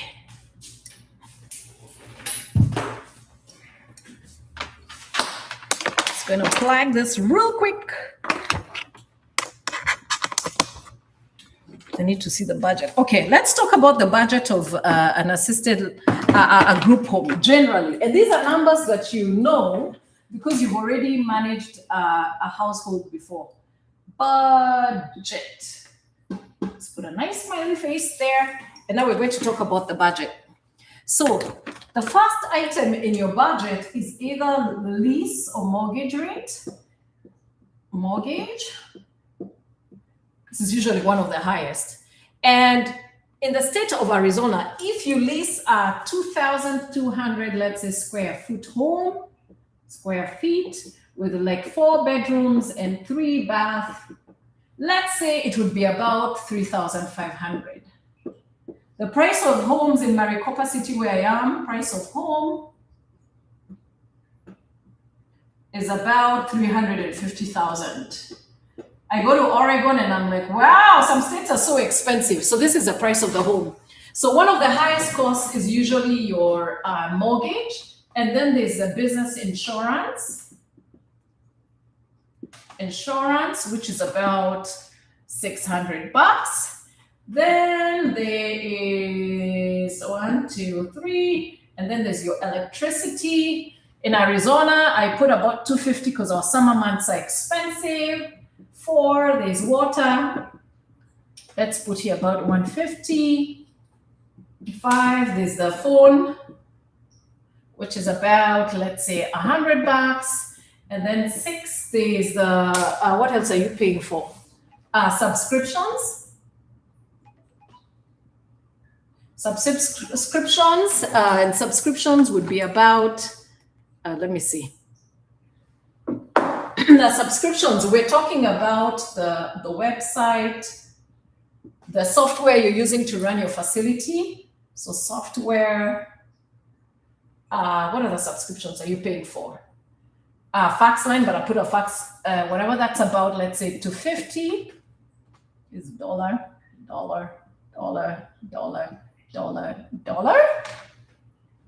Then number 7, we have a fax line. You always need a fax line. That's like about $25. Let's add Netflix, right? Why not add Netflix? People need to see something that's about, let's say, $20. Then, I forgot one big one, which was salaries. Let's say salary 1. Let's say here, 3,500. Salary 2. Second caregiver, 3,500. 9, 10, 11. What else have I forgotten? Let me just check my whatever real quick.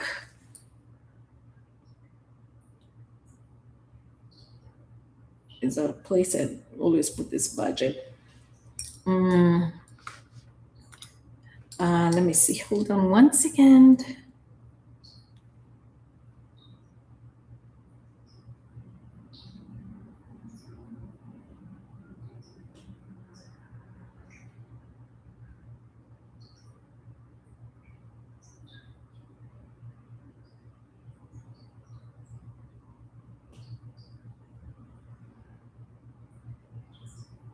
Okay, one second. Sorry. Just getting a place where I always write the budget. 1 second.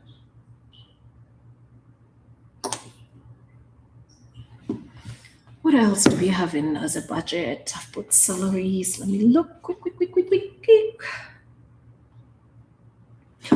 Groceries.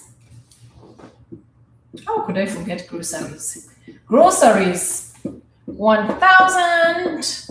This is now when your assisted living is running, right? Fuel to run about. Fuel. Let's see. $250 a month. This is monthly, yeah? Let's see what else. Office equipment and materials. When you first start, you're using a lot of paper. This is 12, so 13. Office materials. Materials and equipment. Office and materials and equipment. Let's see how much I would estimate it at. 150?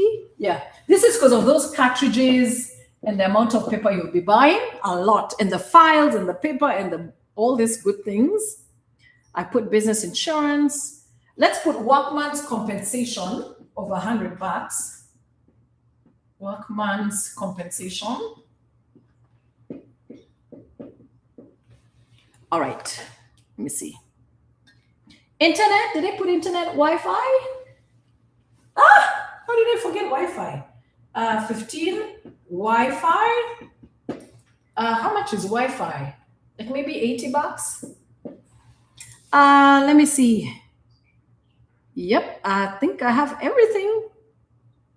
Yep. Okay, so now we're going to add all of this up.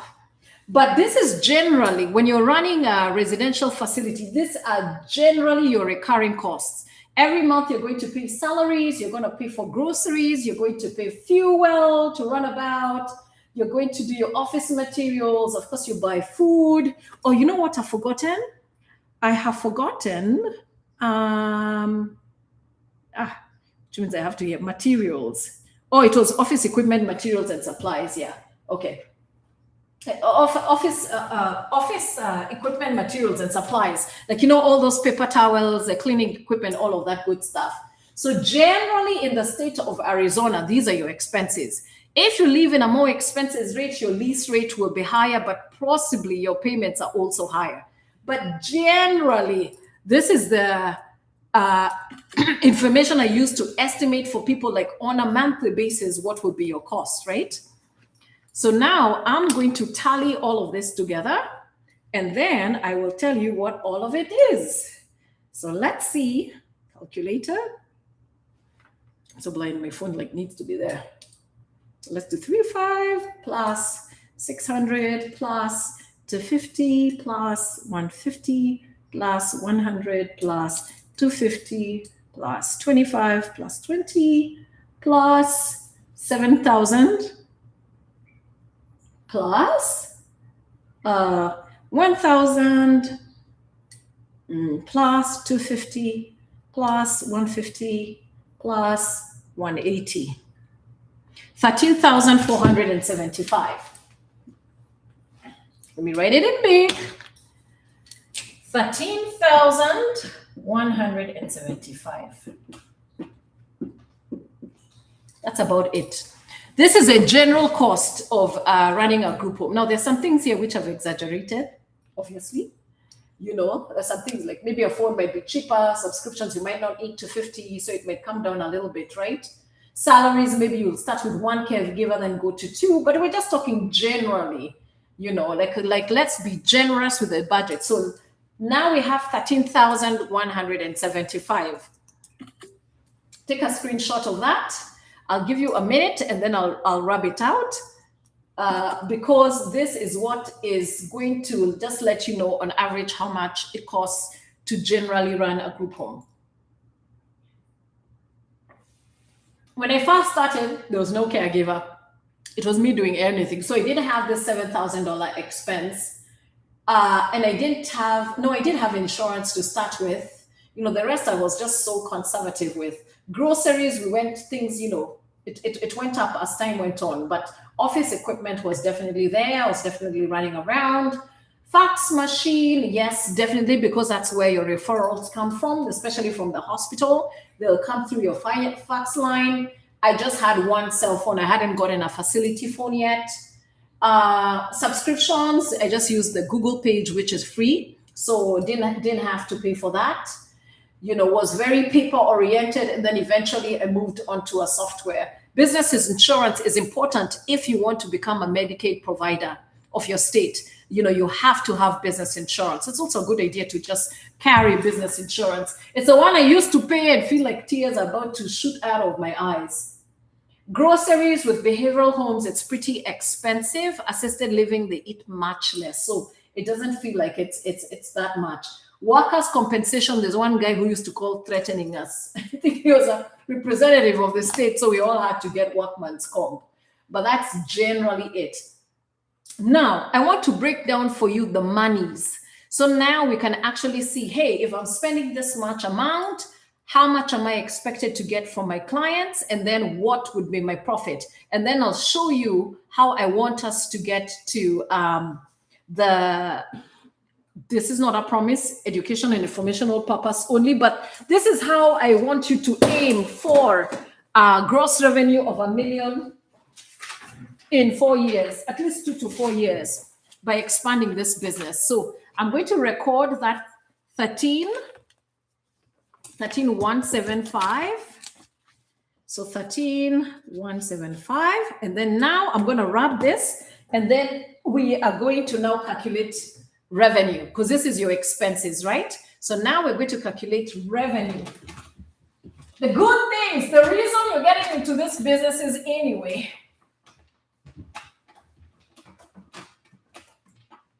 Okay. So those were expenses, group home expenses. Let's now do revenue. Whee! The best part about the business, why we are all in it. Okay. And this is what I call the group home equation, group home mathematics, because once you understand this question, you will understand why it's so important to get educated and get your documents right. because this is why you're all here. Now you're going to give me 1 minute because I need to move all my files out of the way. We're done with that part of the teaching. That part is done. You guys are having a mini version of my business masterclass. This is exactly how I teach it. So this is like a sample I'm sponsoring you. I've paid for this class for you so you can get the education.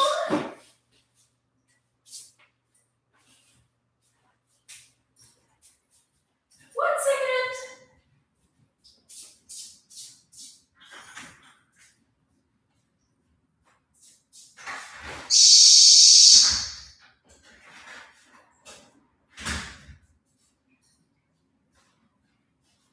All right, let me make space.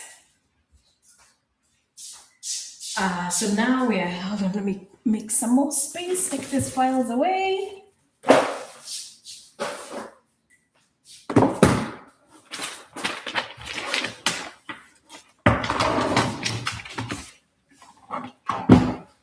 And then now I can show you. Okay, perfect.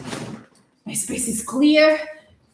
This is the best part. This is now where the reward comes in. You're like, oh, I made it. I should even show you some checks today. I'm looking for my first check, which was $17,000. Notwithstanding what happened there after getting my check, to just motivate you and show you that you could get to the money. Okay, let me see. Clear that up. Make my space clean, then you can do the money part. Doesn't need any distractions. It just needs to be open and available. This one I should even put in color so it's fun.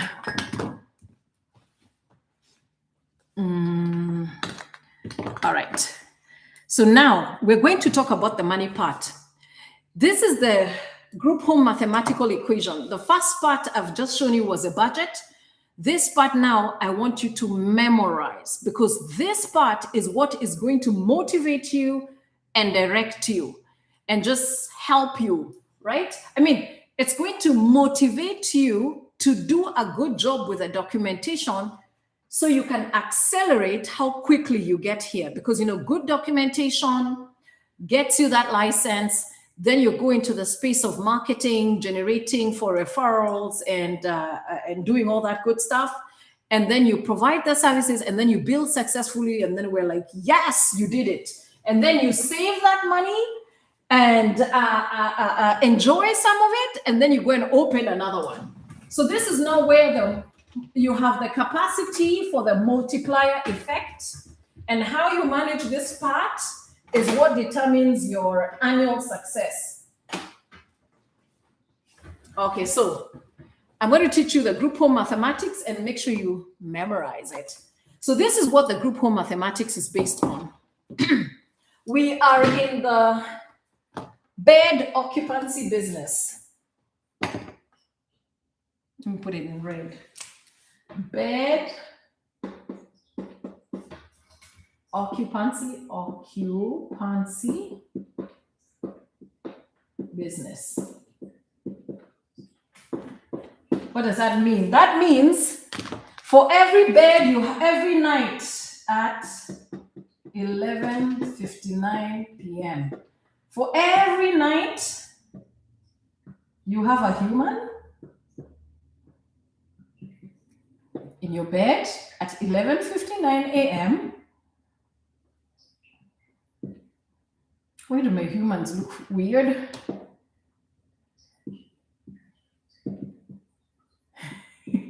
Why do my humans look like ants? 1, 2, 3, 1, 2, 3. And some are small. You know, these are very happy humans in Sananga care homes. Very, very happy. Every night you have a human at 11:59 p.m. in your bed. What does that mean? It means you're going to get paid for that client for as long as you provide the services. If, let's say, an emergency happens and 911 comes and picks that client at 11:58, you cannot bill for that client. This is when you're a provider with a state. That's the way the rule goes. So if the client wasn't there that night, let's say they had a home pass or they were in the hospital, and at 11:59 p.m. the client was in the hospital, you cannot bill for that client. Don't do that crafty little naughty things some people do and bill for that client, because when you're audited by the payers, they calculate. Remember, they have the billings coming from the hospital, right? They have the claims for those nights that the client spent in the hospital. Maybe they had psychotic disorder and they had to go to the hospital. So they know when the hospitals were billing and when the client was in your home. If, let's say, you service the client until 11:58, then they had 11:57, then they had a psychotic breakdown and went to the hospital and were not in your facility, even though you serviced that client for 23 hours, that money does not belong to you. Too bad. So don't make that mistake of trying to bill for nights when your client is not in the bed at 11:59 p.m. because when they audit you, they're going to calculate all the nights of that client in your house versus how much they paid you. If there's a discrepancy, you're going to pay it back. And who knows whether you're going to pay it back with penalties, interest, and fees, and it will lower down your audit score.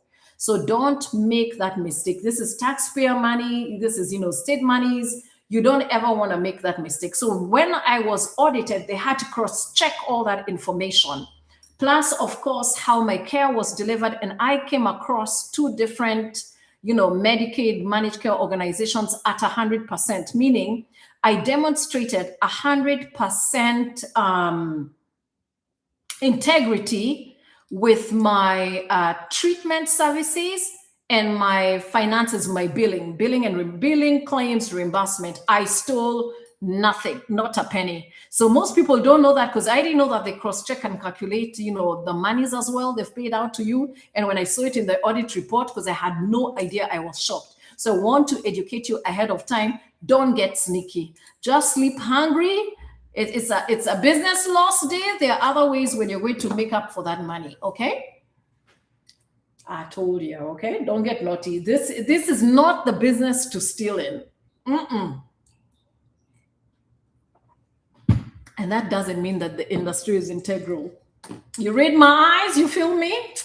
Okay, let's move on. So now money. So we calculated that the average expenses for a group home in the state of Arizona, right? It will vary by your state because you guys have, you all have different expenses. But let's see, average income per month is, expenses per month is 13,175. By the way, mine was actually 13,000. So I'm surprised this equation has come on point. When I calculated it using all of my bank statements for the 4 years I had, because they did an average of all the bills and the expenses, like I take all my water bills for the year and just add it up. That's how I came up with these numbers. It was actually an average month spend of 13,175, right?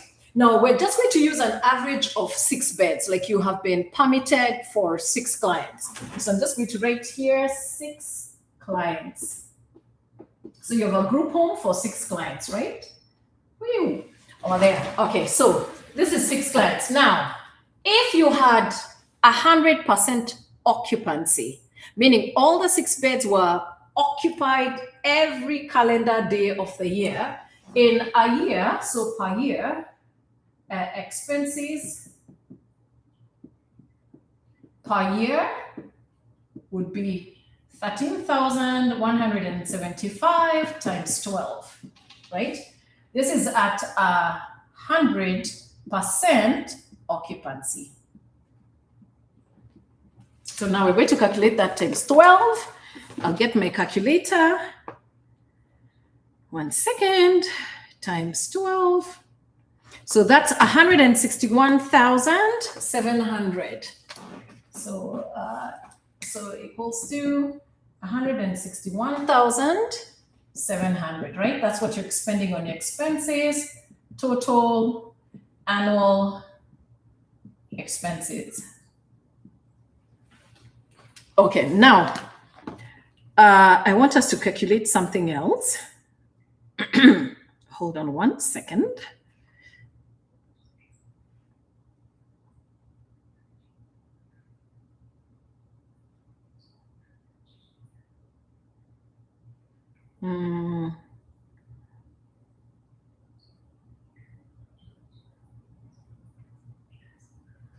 Okay, now, so sorry, this didn't have anything to do with occupancy. This had everything to just do with your expenses. So your monthly expenses are 13,175 for the year. They are combined 12 months. It's a 161,700. Now let's assume that the average income you're getting is 3,500. And while we're assuming 3,500, it's just a rough estimate, right? Because with behavioral health in Arizona, it's about $7,000 to $8,000 a month, actually $5,000 to $8,000 a month. When you're with our main Medicaid plan, Access Arizona Healthcare Cost Containment System for behavioral health resident, it's $7,000 to $8,000. But if you're with an MCO, because they take their cut, a managed care organization, they take their cut, it comes down to about $5,000. Then with assisted living, there are three ways in which you're paid. Either you can be paid with a client's social security income. The elderly, when they reach retirement, they get social security between $800 to $1,300. That means that, they will be paying you that money for a bed in your assisted living facility, or they're private paying clients. Private paying is usually, let's say, $3,000 to $4,000, either for a shared space in a bedroom or a private room, depending on how you have yourself organized. Or they're with a long-term care program, right? That's paid for by the state. They have qualified because they don't own anything that's above $2,000. I think it's $2,000 to $2,200. So the state will come in, or the managed care organization, they will assess the need of that person. The person will fill in that application, and then they'll be qualified, and the government will pay for them their assisted living stay through that long-term care plan. So if you're a level 1, meaning your needs are not so high, or level 2, your needs are higher, or level 3, this is for seniors, then the government would pay maybe $2,800 to $4,800 for care. So I'm just taking for assisted living, it's an average of $3,500, and then I just said on average, let's even put in behavioral health in there, even though it's more monthly, to about $3,500. So we'll just say for one client on average a month, one client, we're making $3,500. So one client pay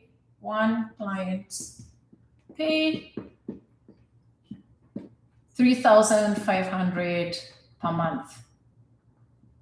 Now, if there's a client in the bed and the occupancy is at 100% occupancy per month, you're going to get 3,500 times the 6 beds, right?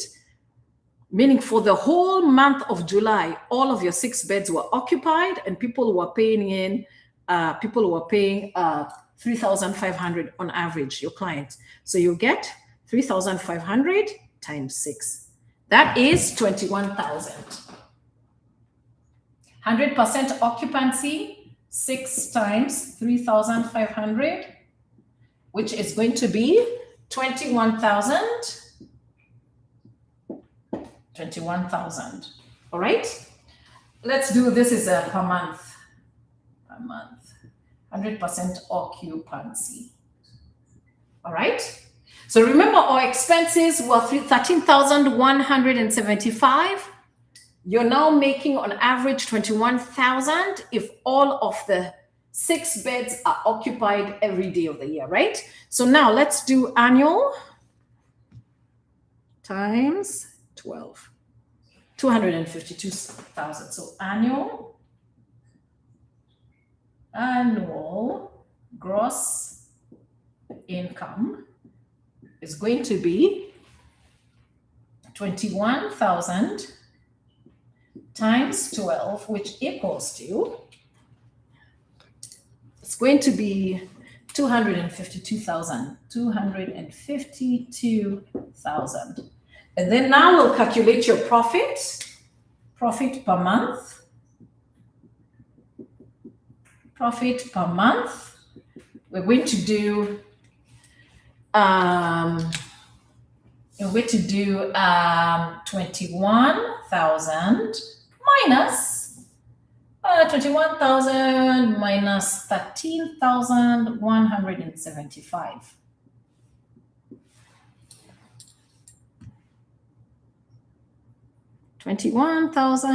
Oopsie, minus 13,175 equals 7,825 is equals to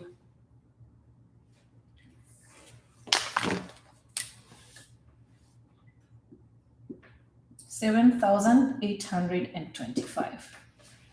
And then we're going to do annual profit. Annual profit. So it was going to be this times 12 times 12, 93,000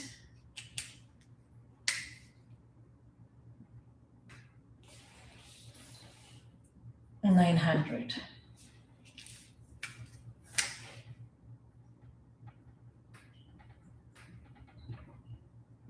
Education and information only. Mission only, no guarantees.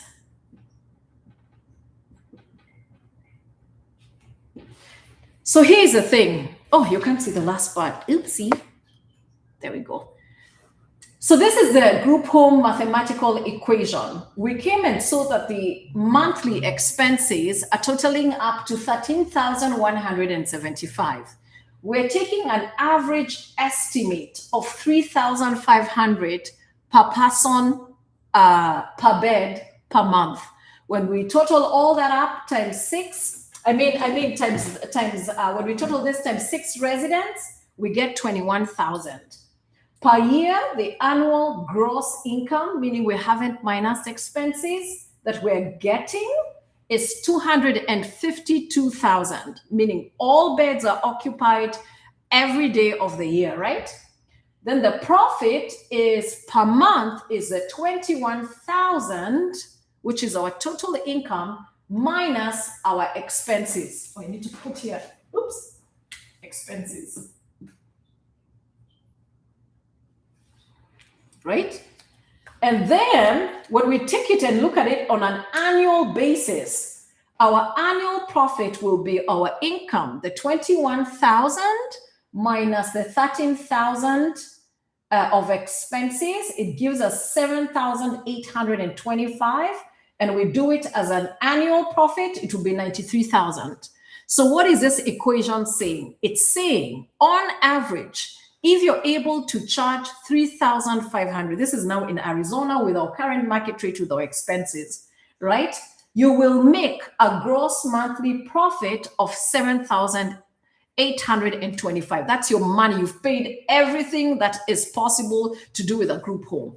And then annually, you'd be making a profit of 93,900. Remember, this is education and information only, and it is not guaranteed. And these results are not going to represent the results that you get. I'm just educating you on what the mathematical equation looks like. In truth, our beds are not occupied for all 365 days in a year. You always have gaps. Some people come, some people go. If you can get your beds occupied all days of the year, good for you. But in truth, we roll at about 70 to 80% occupancy.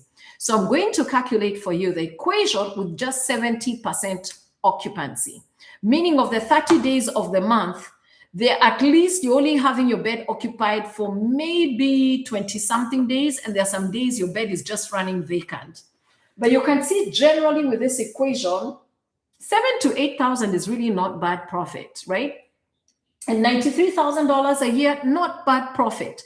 This is how I know that from one group home, you can find another down payment to then go and open the second, right? Because you don't need to consume the entire 93,900, right? Or maybe you do want to consume it. It's your money. You decide what you want to do. But you could take this and put it for down payment for another property. And that's where these businesses start to grow. Right? Then you open the second one, the third one, the fourth one, and now your management is better. You've streamlined how you shop for groceries. I like mine delivered from Walmart because I was like, I'm not going to spend my 2 hours as a CEO of my company.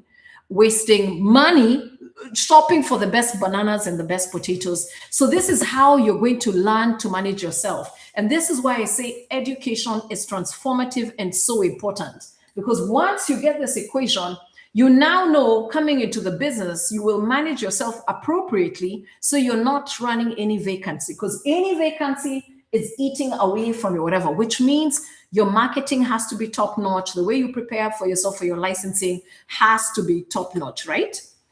Now, I'm going to do for you the equation for 70% occupancy. But as of now, you can already see with a 252,000 here, annual gross income, it's not that hard to get to $1 million. You just need 4 group homes doing this.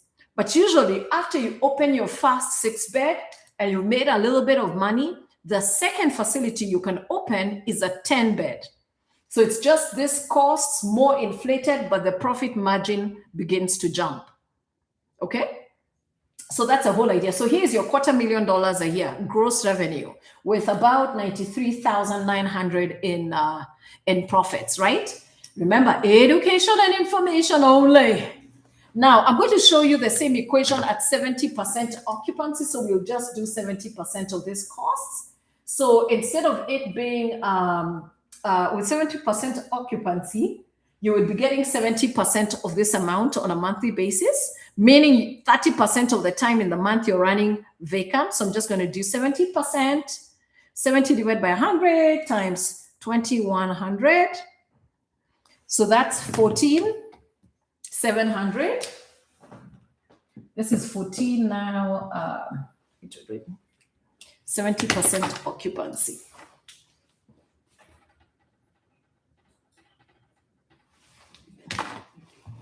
14,700. This is 70%. 14,800. 14,700. Then 70%, and then annual at 70% occupancy, annual income.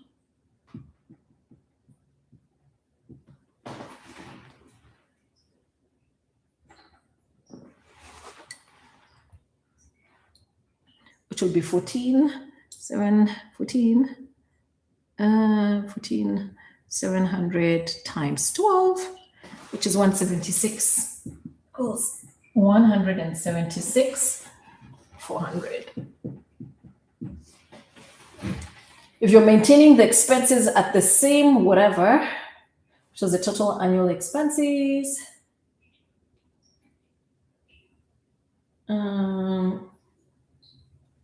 annual profit month.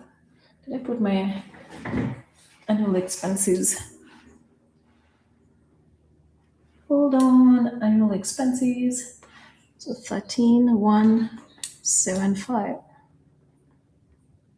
13,175 times 12, 158,100. So here it's at 70%. At 70% occupancy, the annual expenses will be 158,100.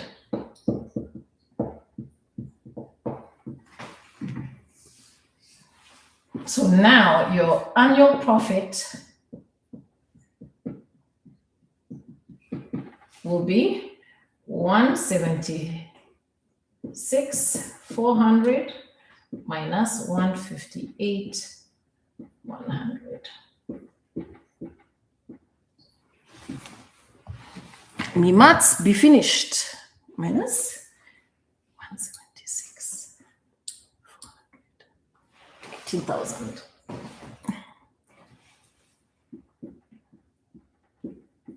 Here, you see the big difference it makes with 70% occupancy versus 100% occupancy.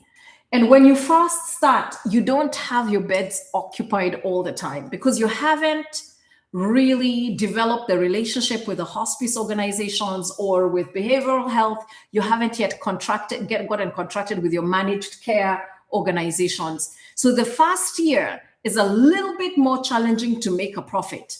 With the education, you can improve how you manage yourself, how you do your marketing, because now you know what to expect so that you can have this figure inflated. In fact, ending at a positive in the first year of owning a group home, I think, in my opinion, is great results. At least you're in the positive.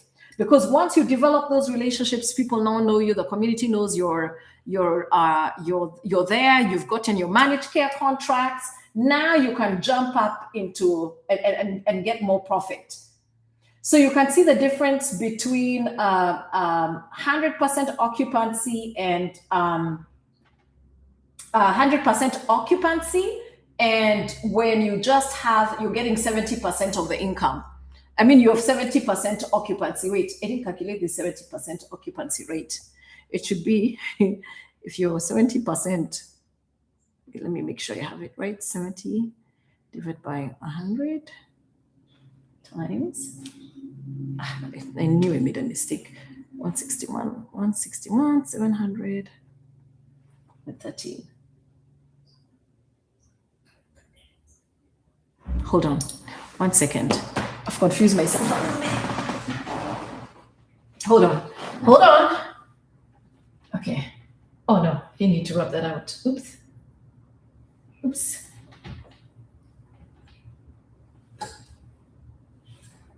Hold on. If you have 70% occupancy, you're getting 70% of the revenue. So if 100% of the revenue is 161,700, I mean, this was expenses. Where's the revenue? Let's do expenses first. No, expenses always remain the same, despite whether you're more or less pretty much. Let's see, annual gross. Oh my God, my mathematics has faded off. 100% occupancy is 2,100. So 70%. So I'll do 70 divided by 100 times 2,100. Yeah, it was 14,700. 70%. 70 divided by 100 times 1,000. Yeah, 14,700. I was correct. Oops.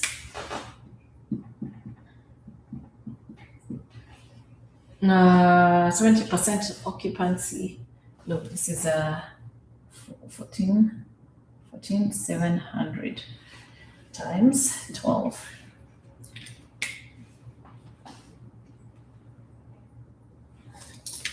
Gosh, my brains have faded off. Anyway, you get the general question. You can calculate that for yourself.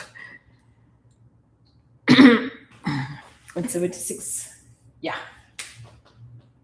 76, 400.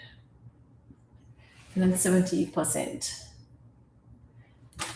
Oh, yeah. So anyway, the moral of this equation is memorize it, because you can calculate your expenses based on your state, based on your lease rate, based on your electricity and everything. And I mean your basic utilities. And then you can calculate, you just take an average. Then you know what to shoot for.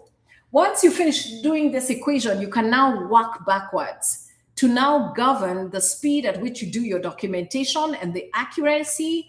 And you can also work backwards all the way to your permitting. So now when you're clear about this equation, you can actually think about your capital, and when you deploy it, how serious you want to be about moving this business.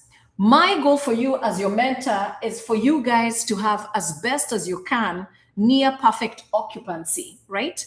So you're at $250,000 per year in gross revenue, hopefully bringing in this 93,900 in pure profits. And then you can take a portion of that money and invest it in your next facility.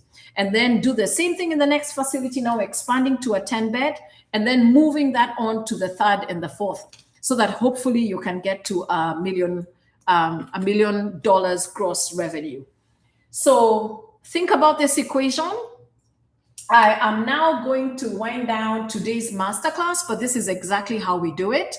And you can always go to my website, nkathakimathi.com, and look at the next class, or you could actually call me. But this is what we do in the in the behavioral health business masterclass. And I have a curriculum on my website. I have a roadmap, but what I've done today is so comprehensive. In the masterclass, we also talk about real estate as an investment strategy, because these businesses are residential, facilities, but they're inside a building. And if you make a really good purchase of your real estate and it goes up in equity, that's some more money for you. So I teach you how to think about the business beyond you thinking about it as a healthcare business, and more or less as a real estate investment strategy. Because let's say if you own 4 homes and the market does really well, there's your equity for you. Also, when it comes to your expenses that you're running in this business in the home, there's a lot of costs that you can defray, because you're running a residential business in your home, which I think has its tax advantages. So there's a lot that we delve in. We also go into how to get contracts, how to make that application, how to convince some of those MCOs that you're good enough for them to contract, because sometimes they'll say that, we have enough providers, but maybe there's something special that your program offers that others don't. They control how many providers they have at any one particular time. So we discussed that, because in behavioral health, having contracts, even in assisted living, it impacts how many referrals you can get and how many individuals you can service in your home. So getting contracts, makes a big difference. Other than that, as always, I love you all. Thank you for hanging on for so long. But today I just wanted to make it so comprehensive. Then I can rewind this video, or you can watch and rewind this video over and over again. It takes a lot to start these businesses. You have to be diligent with your time. You have to be laser focused. Think about that this is your money that you're coming in to spend and open these things. But as this business grows, there can be really good quality businesses. And as you go and build your organization, make sure that you're establishing really nice systems. So when you're doing it over and over and over again, you can get here, and you get better and better and better. So this is what we're all aiming to get at. This gross revenues right here. It can be done. I did it for the last years. I used to average between 250 and 270. So it can be done. Take heart, call me, ask questions. My number is all over. You'll always find me even on my email address. I'll put it in the chat box. And then wherever you need help, if you want to join the behavioral health business masterclass, which is for anyone opening any kind of home, you're welcome to. But I have that software also coming up within next couple of weeks. So thank you so much for your time. I love you all. This has been an incredible 3 hours, 40 minutes. I hope by what I have taught today, you are more inspired and more informed about how to open a group home in your state. Use AI. It is a lifesaver. It is simple to use. Prompt it, ask it questions, let it help you out, and then you are going to do super well. But if this is your dream, go for it. You can absolutely do it. I will see you at the next session, where now I'll be talking on how to generate those contracts, the operation of the group home, how you're going to operate it. Once you get it up and running, how to generate those referrals. I know that's a point of insecurity or uncertainty for many of you. I'll talk a little bit maybe on finances, how to manage your finances, but at the bottom of everything is just good organization, tenacity, and grit and resilience, which you already have. So you have all the ingredients to do absolutely well. I'll wind this off. I love you all so much. My name is Nkatha. I'm a healthcare consultant. This is what I do every day. And it is my absolute joy and pleasure to teach you. Go out, doing these homes is like incredible service to your society. You're going to do absolutely well. And I can't wait to see you in the millionaire land. Remember, education and information, no guarantees only, but you can do it now because you're way more educated, and education is transformative. And I just see you all just shining bright like a diamond. Bye, all of you. See you in the next class. Adios. Let me put my info.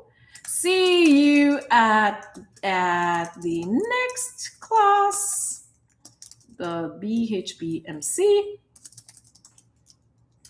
the Behavioral Health Business Masterclass. And then I'll write here, find me here.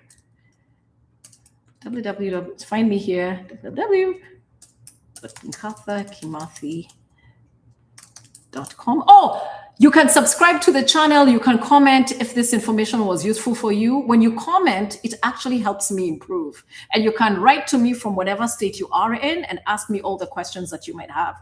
So you can find me on nkathakimathi.com, but my phone number direct, holla at your girl, is 520, it's 520-752-5967. If this has been impactful for you, text me, let me know what was useful, what wasn't useful, right? I am open to feedback. And direct, you can also, direct is one number and then WhatsApp is another number. So WhatsApp, you can call me on WhatsApp, you'll call me on 520-510-5057. So my direct phone number is 520-752-5967. My WhatsApp is 520-510-5057. If there's anywhere in this process that you're stuck in your state, call me or text me. And I always tell people, even though you've called me once, call me and call me and call me again. Because I go into my la-la land of creating all these things.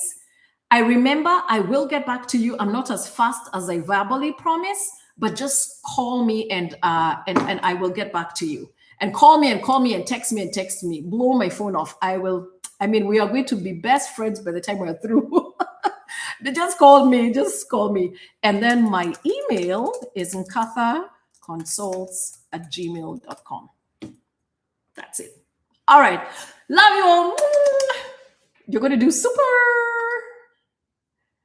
Wait, has it posted? Oh, no. On my email. Oh, my characters were too many. And then email. nkathaconsults@gmail.com. Perfect. All right. I'll see you at the next live and I'll let you know when it is, when I gain more energy to do it because it's a lot.